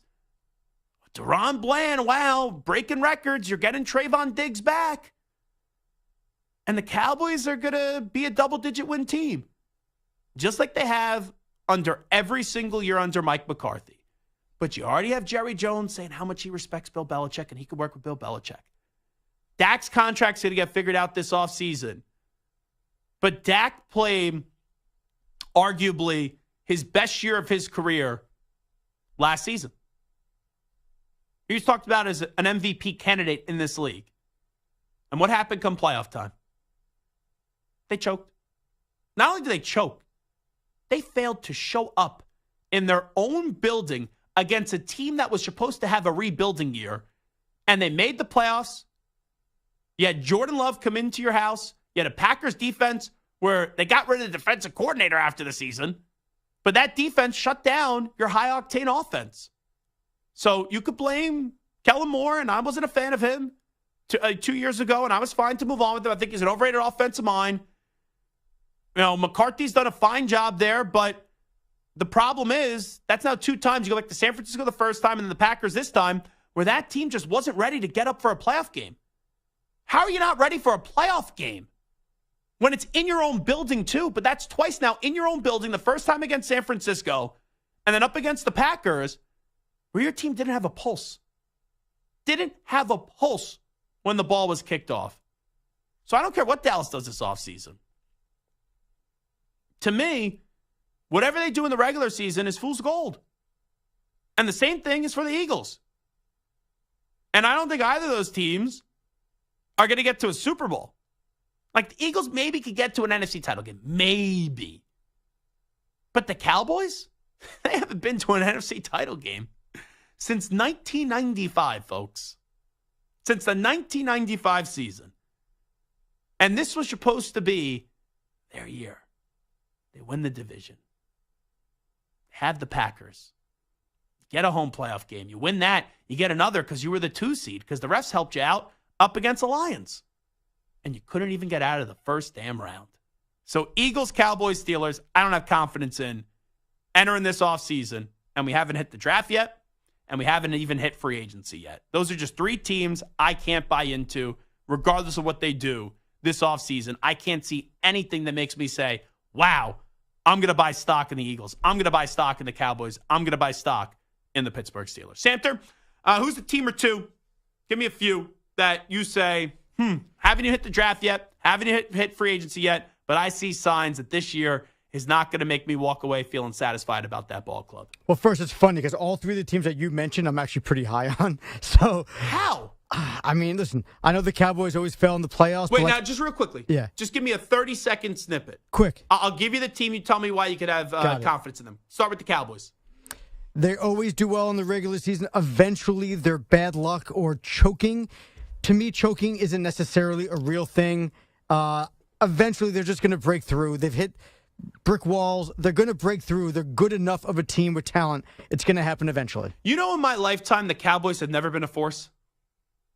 In my lifetime. Yeah, I don't look at the Cowboys. The Cowboys have never been a force. I don't look at the Cowboys 9 years ago and dictate how that's going to impact this team in 2024. But when you keep on saying eventually they're going to break through, all right, that could be 40 years from now eventually. No, I mean like with Dak Prescott and Mike McCarthy, or maybe not Mike McCarthy, but with Dak Prescott at the helm, eventually the Cowboys are going to at least make the NFC Championship game, and then, you know, you never know what's going to happen. But when was the last time we saw a team that was just like close, and just kept falling short and never had at least one breakthrough? There was always What do you consider a breakthrough, though? At least making a championship game or getting close enough to like a close loss in a conference title game. So the only one I can think of is maybe the Rockets, you know, with James Harden, where they just never, you know, in NBA, where they just kept getting close and just running into the Warriors and Kevin Durant and just couldn't get over that hump. But for the most part, there's always a team that just But like... your breakthrough is just getting to a conference championship game. Like a conference championship game with like a legitimate shot to win that game and get onto the Super Bowl. So, like, for example, the way that we, like, if you want to look at the equivalents last few years from an AFC and an NFC team, the Bills would be the equivalents of the Cowboys. But the Bills are on steroids compared to the Dallas Cowboys because they keep on just running into the buzzsaw that are the Kansas City Chiefs. And it's not like they ever get blown out of any of those games. They're always in those games. They just don't finish them. The Cowboys get blown out against the Green Bay Packers. They didn't show up for 30 minutes in the first half up against the Niners. And I know that they gave it a run in the second half and they couldn't get the ball snapped. So, like, I'll give much more confidence the Buffalo turn this thing around, even in a tougher conference, than I would with the Dallas Cowboys. I agree with that, for sure. Because here's the difference, too. You have an elite quarterback in Josh Allen.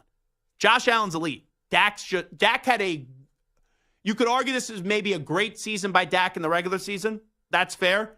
But I don't think Dak, we ever look at him in totality as a great quarterback. He's more of a good quarterback. But let's also say in that loss to Green Bay, Dak wasn't the reason they lost. Granted, they got off to a little bit of a slow start, but No, that the whole defense, team didn't show up. That defense was a sieve. They couldn't stop anybody. And even when Dak started making plays and they started creeping in, boom, Jordan Love again. Boom, Jordan Love again. So that was more about the defense than it was Dak. Nah, I can't let Dak off the hook. He Not didn't show fully. up either. No, the no, whole team, early on. The whole team I mean, bleeped still the had bed. 400 yards and like 3 touchdowns. He played a decent game You know what? from the second quarter on. I'm not saying I could throw 400 yards, but when you're trailing by that many points at halftime and you have to throw the ball a bunch, it's called garbage stats. All right, Eagles, real quickly. Why do you believe that they could turn around? 30 seconds. I'm going to look at the last year and a half and the Super Bowl appearance rather than the last like 5-6 games of last year. Okay. And then how about the Steelers? They're a quarterback away. They're a quarterback away. They But have it ain't everything Kenny else. Pickett.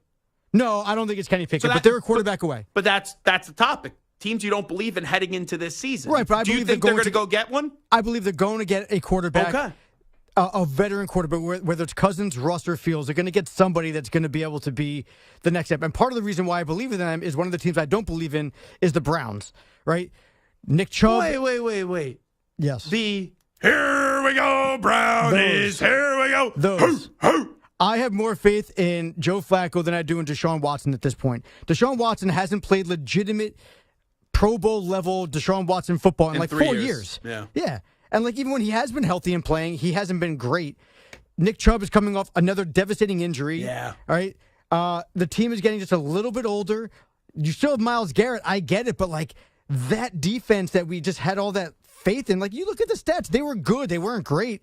And Myles Garrett was a monster. At the end of the day, unless Deshaun Watson comes in and is absolutely lights Texans out like he used to be. that defense in the playoff game. Yeah, unless Deshaun Watson comes in and shows that he's the Deshaun Watson of the Texans, before all this crap went down, the Browns are finishing last in that division, and they're going to have 7-6 wins. I don't know. I can't say they're finishing last, but if you ask me what's more likely they finish first or they finish last, I would say it's more likely that they finish last. I think at best they're the third team in that division. I would agree. I think the Browns are going to take a step back, and it's going to be unfair because then people are going to go after Stefanski, where it's probably more of a Deshaun Watson issue. I actually think Stefanski's safe. What he did last year with Flacco is epic and legendary. I think he's safe no matter what happens next year with Deshaun. So it should make him safe. It should.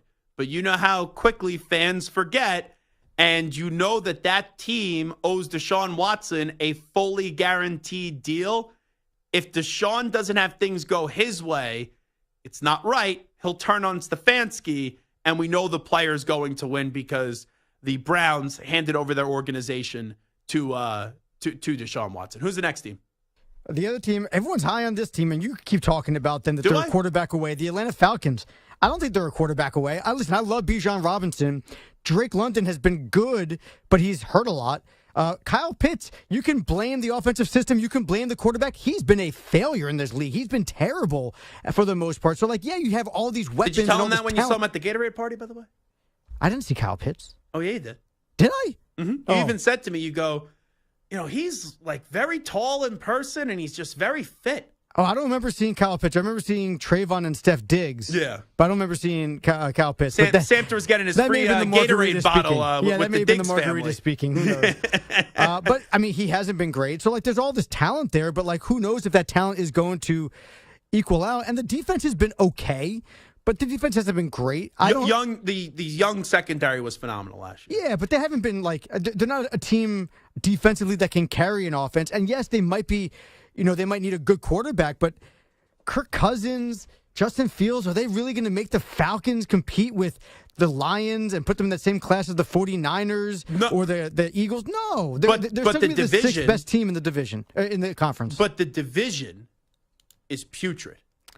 The Bucks, they bring back Baker. We'll see if he can recreate it. The Saints. They're bringing back Mike Evans. Well, hold on. The Saints, no one can trust the Saints. I was out in the Saints before the start of last season, and the Panthers are a clown show right now. So you bring Kirk Cousins. I know yesterday I said they could reach an NFC title game, but they would easily. You bring in Kirk Cousins or Fields, you're the favorite in that division. Has Kirk Cousins ever been to an NFC title game? Of course not. No, he hasn't. But according to your theory, eventually he'll break through. Listen, it's certainly a possibility, but I guess I'm just looking at it and I'm just saying the Falcons, listen, if the Falcons add Aaron Rodgers, like a healthy Aaron Rodgers, or like a great quarterback, maybe, but like Kirk Cousins and Justin Fields doesn't put the Falcons in the same class as the 49ers, the Cowboys, the Eagles, the Lions, even the Rams. No, but Packers. they could win that division. They could win that division. I still think they're the second, maybe even the third best team in that division. I'm a lot higher on the Buccaneers than most other people are. Okay, but the Saints? Kirk Cousins runs circles around Derek Carr. Runs circles around him. I mean, Kirk Cousins in a brand new offense, in a brand new system. Coming off an Achilles. Does he really run circles around him? They're much more equal than we're making it out to be. Kirk Cousins is a top 10 quarterback when healthy in this league. Ooh. I might have to go through the numbers and crunch that one. He's a top 10 quarterback in this league. I'm not saying he's 6. I'm not saying he's 5. He is a top 10 quarterback in this league. Tua or Kirk? Kirk. Wow. Over Tua? Yeah. Yeah, I'd rather have Kirk Cousins. But the point is, Derek Carr, it's always the woe is me card with him. The only time I had sympathy for Derek Carr, the 2 times when he got hurt, that year when they made the playoffs, and then the way that in Las Vegas, where you had to deal with Gruden and all the crap that was going on off the field. But most of the times, like Eric Eager said it, he's a Chief fan. And I love that how Eric Eager said this. He goes, whenever Derek Carr is expected to do something, that's when I fade the team that Derek Carr is on. And Derek Carr, whenever he tries to present himself as top 10 quarterback, he face plants like back to 15th in this league. He couldn't win that division this year. Everyone said, Saints. Who that say we're going to beat them Saints? And they didn't win that division. Baker Mayfield won that division. Well, they were tied for the division lead, and they just lost on tiebreaker. But I get your point. I'm not all in on Derek Carr. I'm just saying that Kirk Cousins and the Falcons doesn't inspire me to say they're far and away the best team in the South. I still think they're the second, at worst third, but at best, I think second best team in the division. I think they could easily win that division, the Atlanta Falcons, assuming they get their quarterback. Could win it, not easily. No, you know what? They will win that division. They get Kirk Cousins, they will win that division. It is Zach Gelb Show on CBS Sports Radio. Who's a team, before even seeing the draft, before even seeing free agency, that you believe in entering this season? 855-212-4CBS, 855-212-4227. We will take a break, and we will come on back, and we will do a little overreaction, proper reaction. Or, Sam, do we have time to do that? You want to bump that to 540? Yeah, let's do that. Okay. So when we come on back, I'm going to give you a thought on a potential format change in the NFL that I am saying no thanks even before it gets started. Coming on back. You're in a 5-minute break.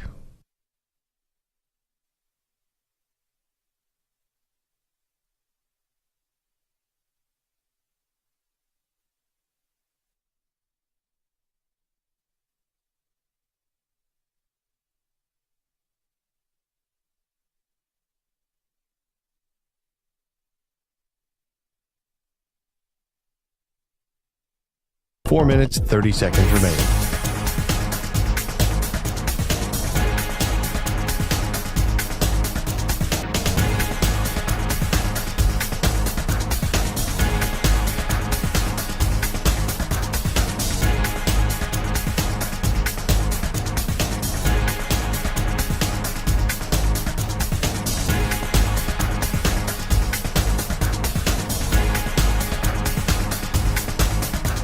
Four minutes remaining.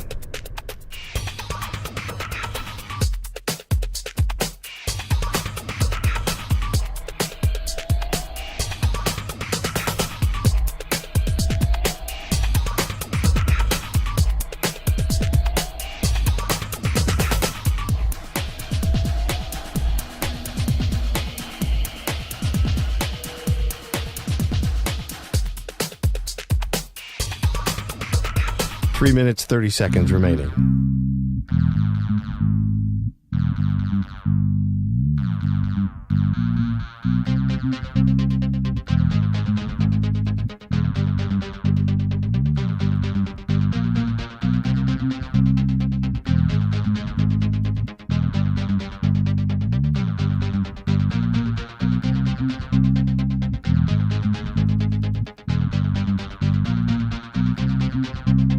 3 minutes remaining.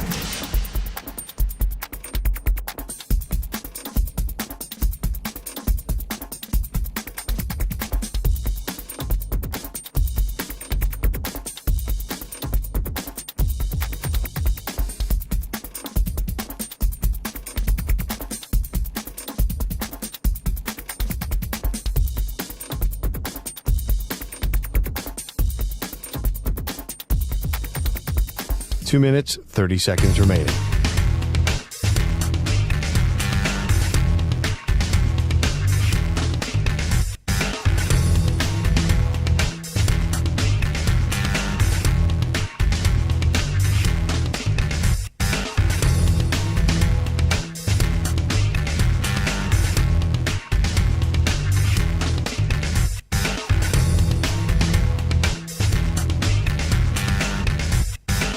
Two minutes remaining.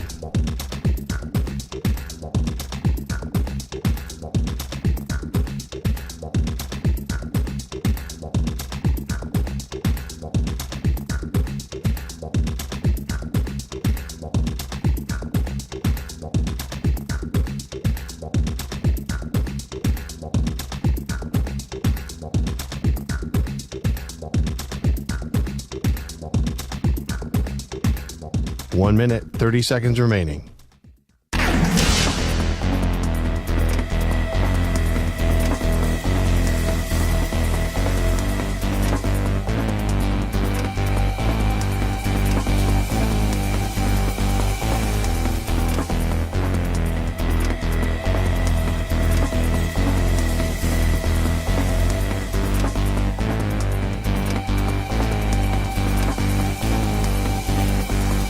One minute remaining.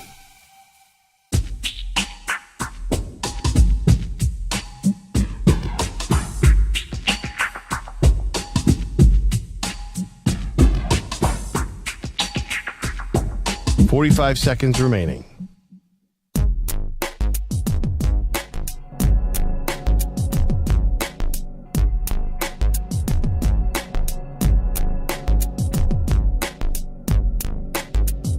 "30 seconds remaining.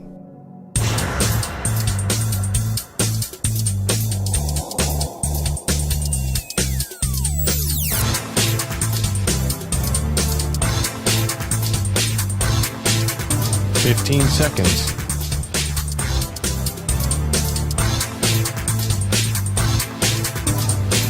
Break ends in 5 seconds.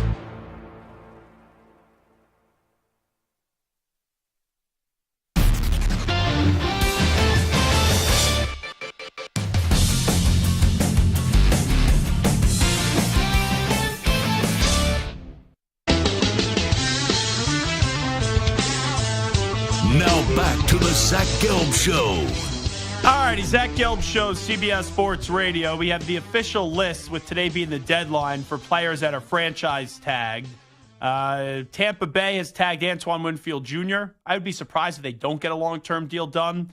L'Jarius Sneed, I could see him getting traded at some point this offseason, especially when that team's trying to work out a deal with Chris Jones, and you can only pay so many players, and there are times on these great teams when you lose players, and you don't want to lose them, but there's just other areas for those players to make more money, and they sometimes take the more money than winning another championship when you've already won some titles. The Jaguars, Josh Allen, they need to keep Josh Allen.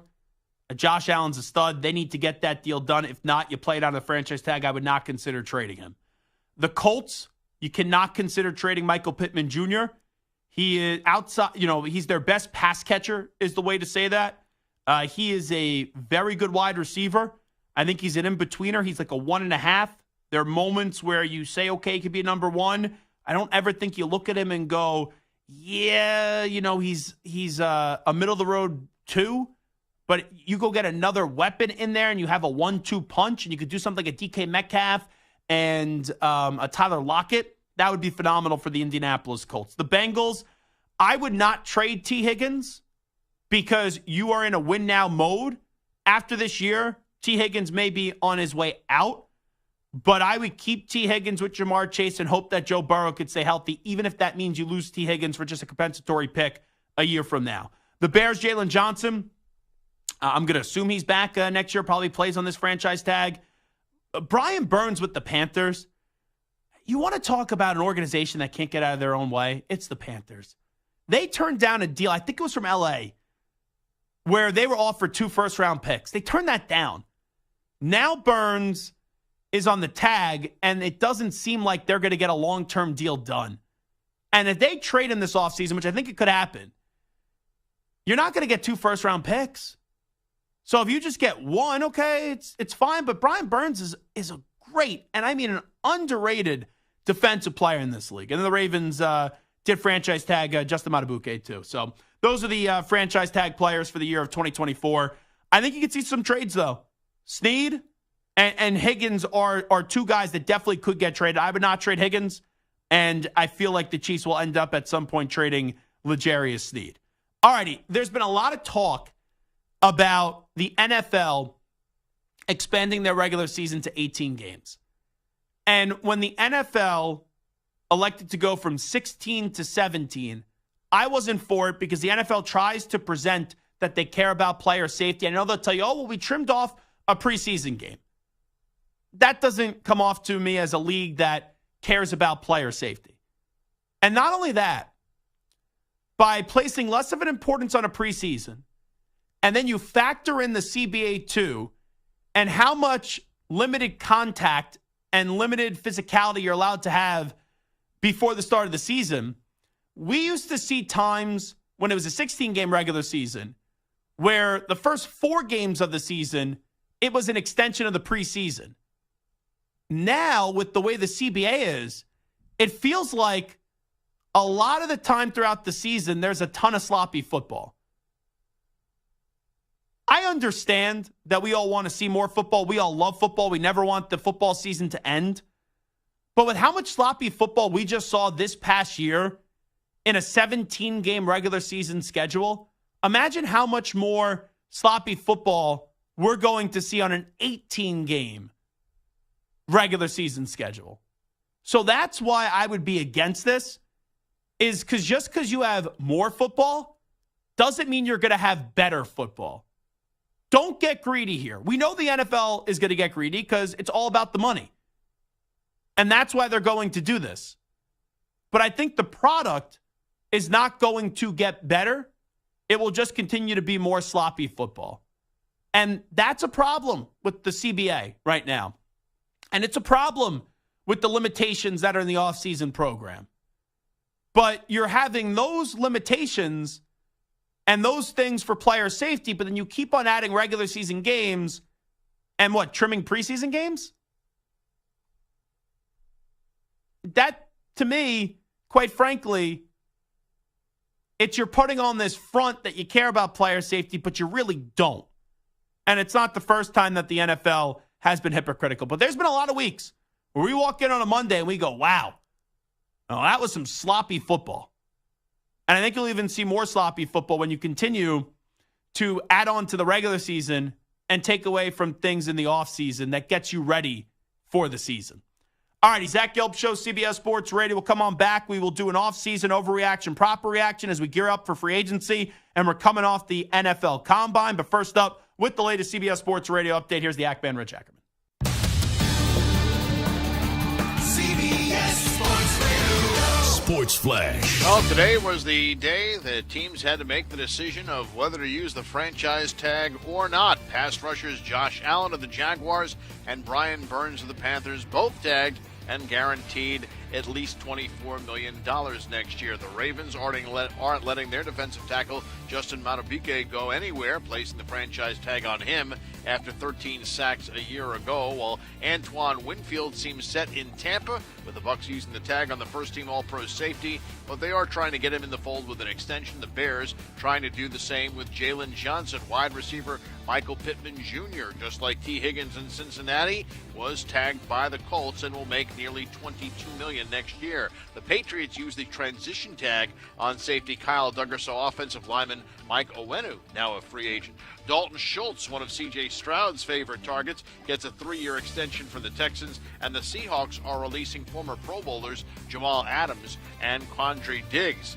Lucas Giolito does not get off to a good start with the Red Sox as they have found torn ligaments in his elbow. He might miss the entire season. I'm Rich Eckman.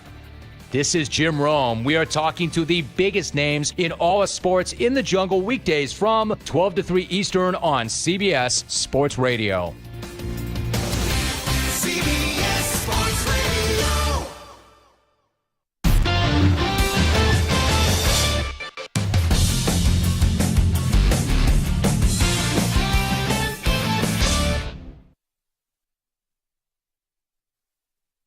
You're in a 5-minute break.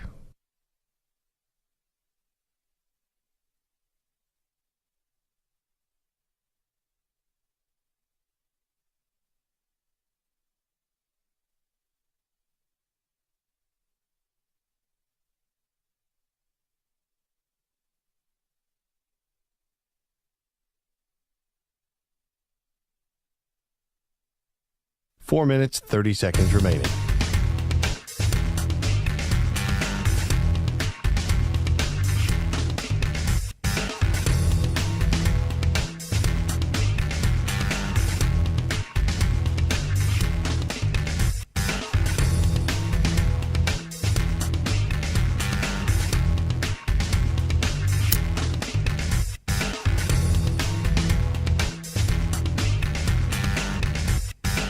Four minutes remaining.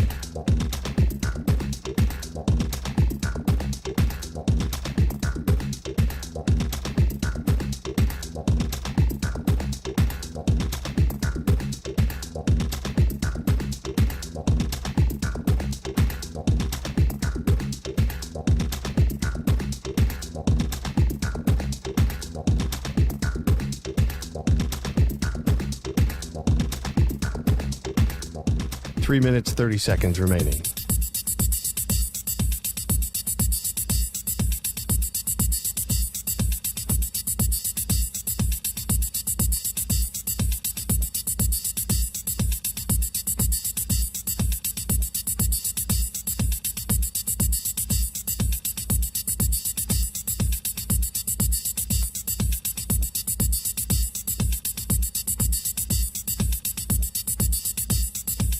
Three minutes remaining.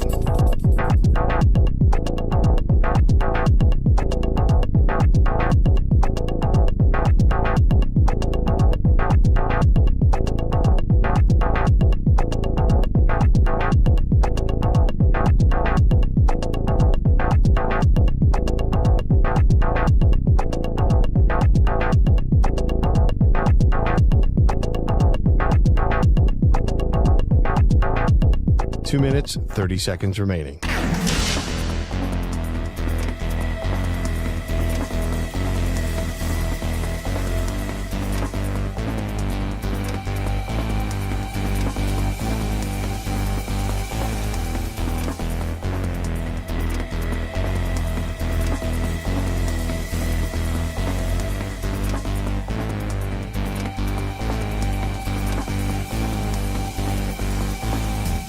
Two minutes remaining.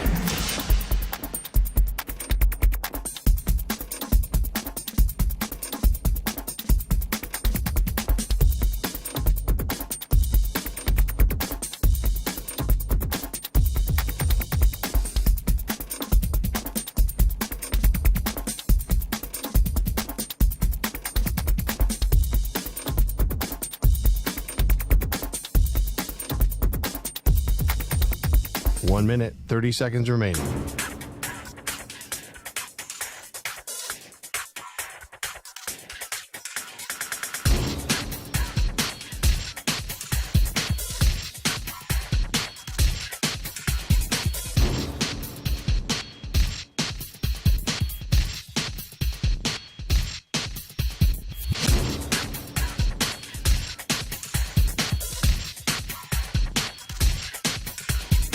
One minute remaining.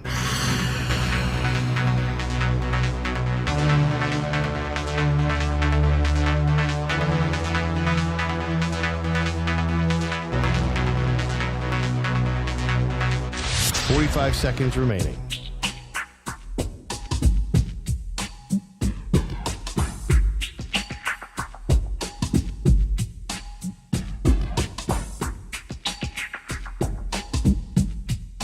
30 seconds remaining.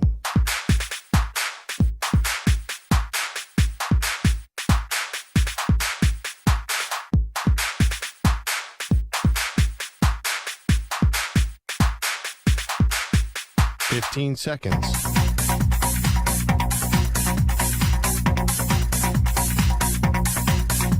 Break ends in 5 seconds.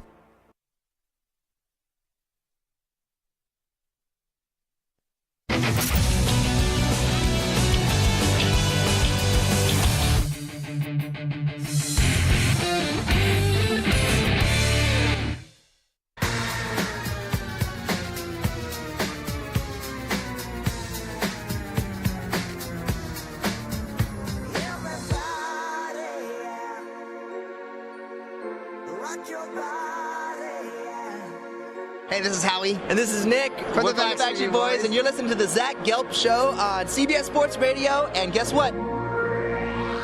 Zach is back. All right. He's live. He's nationwide on CBS Sports Radio. This is the Zach Gelb Show.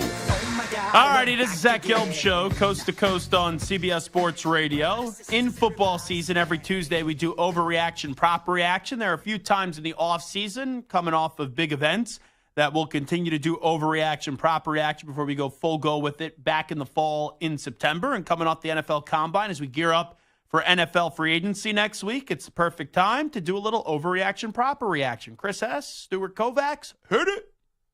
Another NFL week is complete, which means it's another week to freak out about your favorite team. Which takes are truly crazy. But sometimes a game can be so bad, it's almost good. You know what I'm saying? No. And which are so crazy, they might be right. He's 6'5", he's 245 pounds. He's probably a Popeye's biscuit away from being a tight end. Zach lets you know in this week's edition of Overreaction or Proper Reaction. All righty, Michael Samter, what do you got? All right now. All right, well, we're going to do a little bit of a combine overreaction, then morph into a little bit of off-season NFL overreaction. So the talk of the combine was Texas wideout Xavier Worthy, who ran a combine record 4.2140, beating John Ross's record of 4.22. As we remember, Ross was drafted top 10 by the Bengals, number 9 overall, but lasted just 5 years in the NFL with fewer than 1,000 yards combined in his career. So overreaction, proper reaction, Worthy should be a first-round pick with that blazing speed. Yes, Worthy is worthy of being a first-round pick. That is a proper reaction.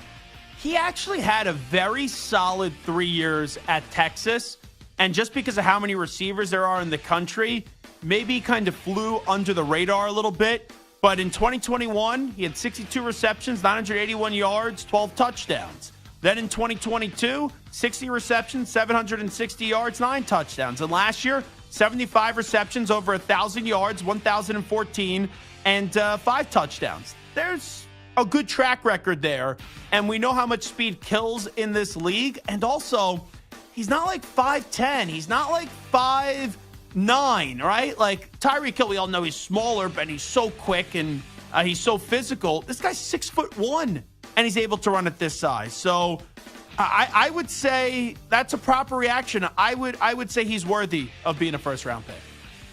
Now, another big winner from the Combine was Penn State's Chop Robinson, who ran chop. blistering 4.4840 for a guy standing 6'3" and weighing 254 pounds. However, despite his workout dominance, Chop had a grand total of 6 sacks in 3 seasons, getting to the QB just 4 times last year. So overreaction, proper reaction, you believe Chop Robinson will be an elite pass rusher in the NFL? I think he could be good. I think he'd be very good. When you say elite pass rushers, and I know it's a different type of player, you talk about T.J. Watt, you talk about Myles Garrett, you talk about Max Crosby, even Micah Parsons, right? Am I saying he's going to be that? I don't think I've seen enough. Now, the stats, Belichick says all the time stats are for losers. He dealt with some injuries last year. He's banged up. Manny Diaz last year at Penn State rotates in a bunch of defensive players. Right, Micah Parsons' numbers didn't blow you away in college either. He started his career at Maryland. I think he's going to be good, but right now I think it's an overreaction to say he's going to be an elite pass rusher. When I hear elite, I think top 5 pass rushers in the sport, and I'm not ready to go that far. So I'll go overreaction on that one. Now we talked about 2 great combines. One player who had a rough combine was Alabama corner Kool-Aid McKinstry. Who, maybe my favorite name in the draft. I know, such a cool. I mean, do you think he bust through walls saying, "Oh yeah"? Now he was a projected top 10 pick, but he didn't participate in workouts because NFL doctors found a Jones fracture in his foot that could have him miss part of the season, maybe even all of it. Meanwhile, Clemson DB Nate Wiggins ran a blistering 4.28, while Longhorn Adonai Mitchell and Bama teammate Terrion Arnold also had impressive workouts at the cornerback position. So overreaction, proper reaction. Because of the injury, Kool-Aid McKinstry, despite the injury, Kool-Aid McKinstry should still be the first corner off the board. So as you were saying, right, you have an early mock draft in November or October. He was projected bare minimum in that top 10, top 15. Let's see after the combine with all this news, where Ryan Wilson of CBS Sports has him. Does he have him in the top 32? I'm at 16 so far. No Kool-Aid McKinstry at 21. Boy, Brock Bowers falling to 21 to the Dolphins. I don't see Kool-Aid McKinstry here. I'm at 26. I'm going to keep on going. Oh, he has Michael Penix Jr. falling to the Seahawks at 28. A little trade back there. Chop Robinson goes 29 to the Lions. No Kool-Aid McKinstry. I think the injury factor is going to make an impact here, especially when you have a secondary player and you're talking about a Jones fracture. That gives you a lot of skepticism, and he's probably going to be one of those guys that is a great second-round value where it becomes a story of the first round, right? Oh, he's fallen, and then someone takes him early in the second round. I'm going to say that that's a overreaction when you say that Kool-Aid McKinstry should still be the first corner off the board despite the injury. Now the Giants have the 6th overall. Hey, by the way, when I did overreaction, proper reaction with Chop Robinson, yeah, did I say overreaction? Did I?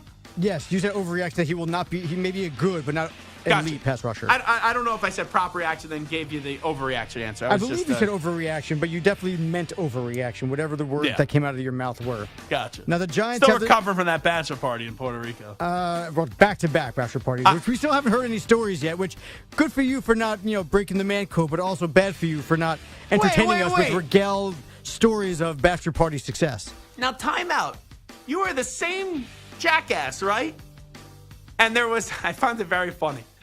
Barrett Sports Media wrote an article, and they wrote an article. When was the last time you heard a talk show host just use the word jackass and call someone they work with or call someone that gives an opinion a jackass? And I'm like, oh, I know they write enough articles about us. Clearly they don't listen to the show. My mom actually got annoyed with me because she goes, I don't like the word jackass, and you use it a lot. But, Samter, in this case, I say it with love. Weren't you the same jackass that last week, Mr. Tough Guy Samter walking in after I came back from the first bachelor party in Orlando, you go, there's a guide code. You don't post any photos or talk about the bachelor party. What happens at the bachelor party stays at the bachelor party. Now you want me to spill the beans about what happened. No, I said good for you for not breaking the man code. I said I was also a little bit disappointed as a radio producer. Listen, I don't care about your man code, man card. Hey, you just did last week. Yeah, listen, I'm going to call you out for it, but I also want what's entertaining for radio. So you might lose your man card by talking about it, but it'll be more fun on the radio. I don't know if I'm losing my man card at anything. Let's be clear. I am having a maintenance day, though, tonight. Like getting your nails done? No. The only time I get a pedicure and a manicure is if I'm involved in a wedding. It's the only time. I am going to get a nice back massage tonight. My back, after being on all these planes in the month of February, was acted up, so I'm getting a nice back massage. All right, I'm not the one giving it, ladies and gentlemen, just for the record. Just want everyone to be clear. Yeah, your hands aren't big enough. That's what never mind. you are the Kenny Pickett of masseuses. Small hands. Smells like cabbage. Now, the Giants have the 6th overall pick in the draft, and many believe they're going to target a quarterback and may even try to trade up into the top 3. Today, Rich Eisen revealed a damning rumor he heard at the Combine about Daniel Jones. Number 3 of my top 5 rumors I heard at the Combine is the Giants are absolutely done with Daniel Jones. Wow. Done. Wow. Absolutely done. Done. Might have to play him this year, but that ain't it. and they feel that ain't it. The words I heard at the Combine multiple times, 2 words were buyer's remorse. Buyer's remorse. I love how he says that. They're done, but they may have to play him this year. I think they're So done are they in all done? essence. I mean, they're done in the sense that, like, contractually, they're obligated to have him on the roster without hurting their abilities to contend in football games. But, yeah, they're done in the sense that they have no interest in playing him or have the quarterback anymore. But when they gave him the contract, did anyone think that he was their long-term answer? I don't think the Giants That's thought. why he said the term was buyer's remorse. They gave him the money and immediately realized that they made a mistake. Damn, Daniel. Now, overreaction, proper reaction. Daniel Jones has started his last game for the New York Football Giants. That is an overreaction because he, like what Rich Eisen just said there, they're done with him, but they may have to play him this year. He'll be their starting quarterback as long as he's healthy, which is a problem come week 1. He will play at least, bare minimum, he'll play 1 game this year for the New York Football Giants. All right, Zach, we have one more here. Aaron Rodgers will return under center for the Jets in 2024, though most believe this will be his last season, especially with gangrene. However, today, Rodgers joined the Look Into It podcast and left the door open for a longer stay. I got back on the practice field late in the season and couldn't get to a top speed sprinting, but really been in a good place rehab-wise from the start and feeling really good. And, again, I'm hopeful I can play 2 or 3 or 4 more years, but you need to have some good fortune there, too. What a drama whore. 2, 3, or 4 more years for my former gangrene. Oh, you see, you're a fraud, too. One fraud to the next. Can you get your story straight? And also, you are not allowed to be a Chiefs fan until you get that Mike Pinnell tramp stamp tattoo. That was what he said on this show. I haven't seen the tattoo yet. It's coming. It's coming. I'm just making the design. I'll be dead if I hold my breath. Now, overreaction, proper reaction. Aaron Rodgers will play past 2024. Past 2024? So this will not be his last season. You're saying that he's going to play. I'm asking you, is he going to play another season after this year? Oh, that's a proper reaction. He's not going to play 3. He's not going to play 4. But he'll play 2 seasons, I think, for the Jets. Interesting. I could see that. I could see this season upcoming and the season after that, he'll give it a run. Now, here's the problem, though. You talked about good fortune. Can Joe Douglas, who I was around a little bit in Philadelphia, and I had a lot of respect for, and he was known, right, offensive line. When Joe Douglas hired as the Jets general manager, he's a genius on the offensive line. He's a genius at finding these offensive linemen. He's been the GM now for, half a decade? Can the dude find one competent offensive line? Can he build an offensive line unit one time? Like the Jets, that's a team I'm already out on before the season starts. Because I don't have any confidence in Joe Douglas getting an offensive line in there. Like, they're going to make changes. Just because you make changes doesn't mean you're going to find the right people. They've already made changes. And what good is it if you have a quarterback if you can't protect the quarterback? That's a big problem.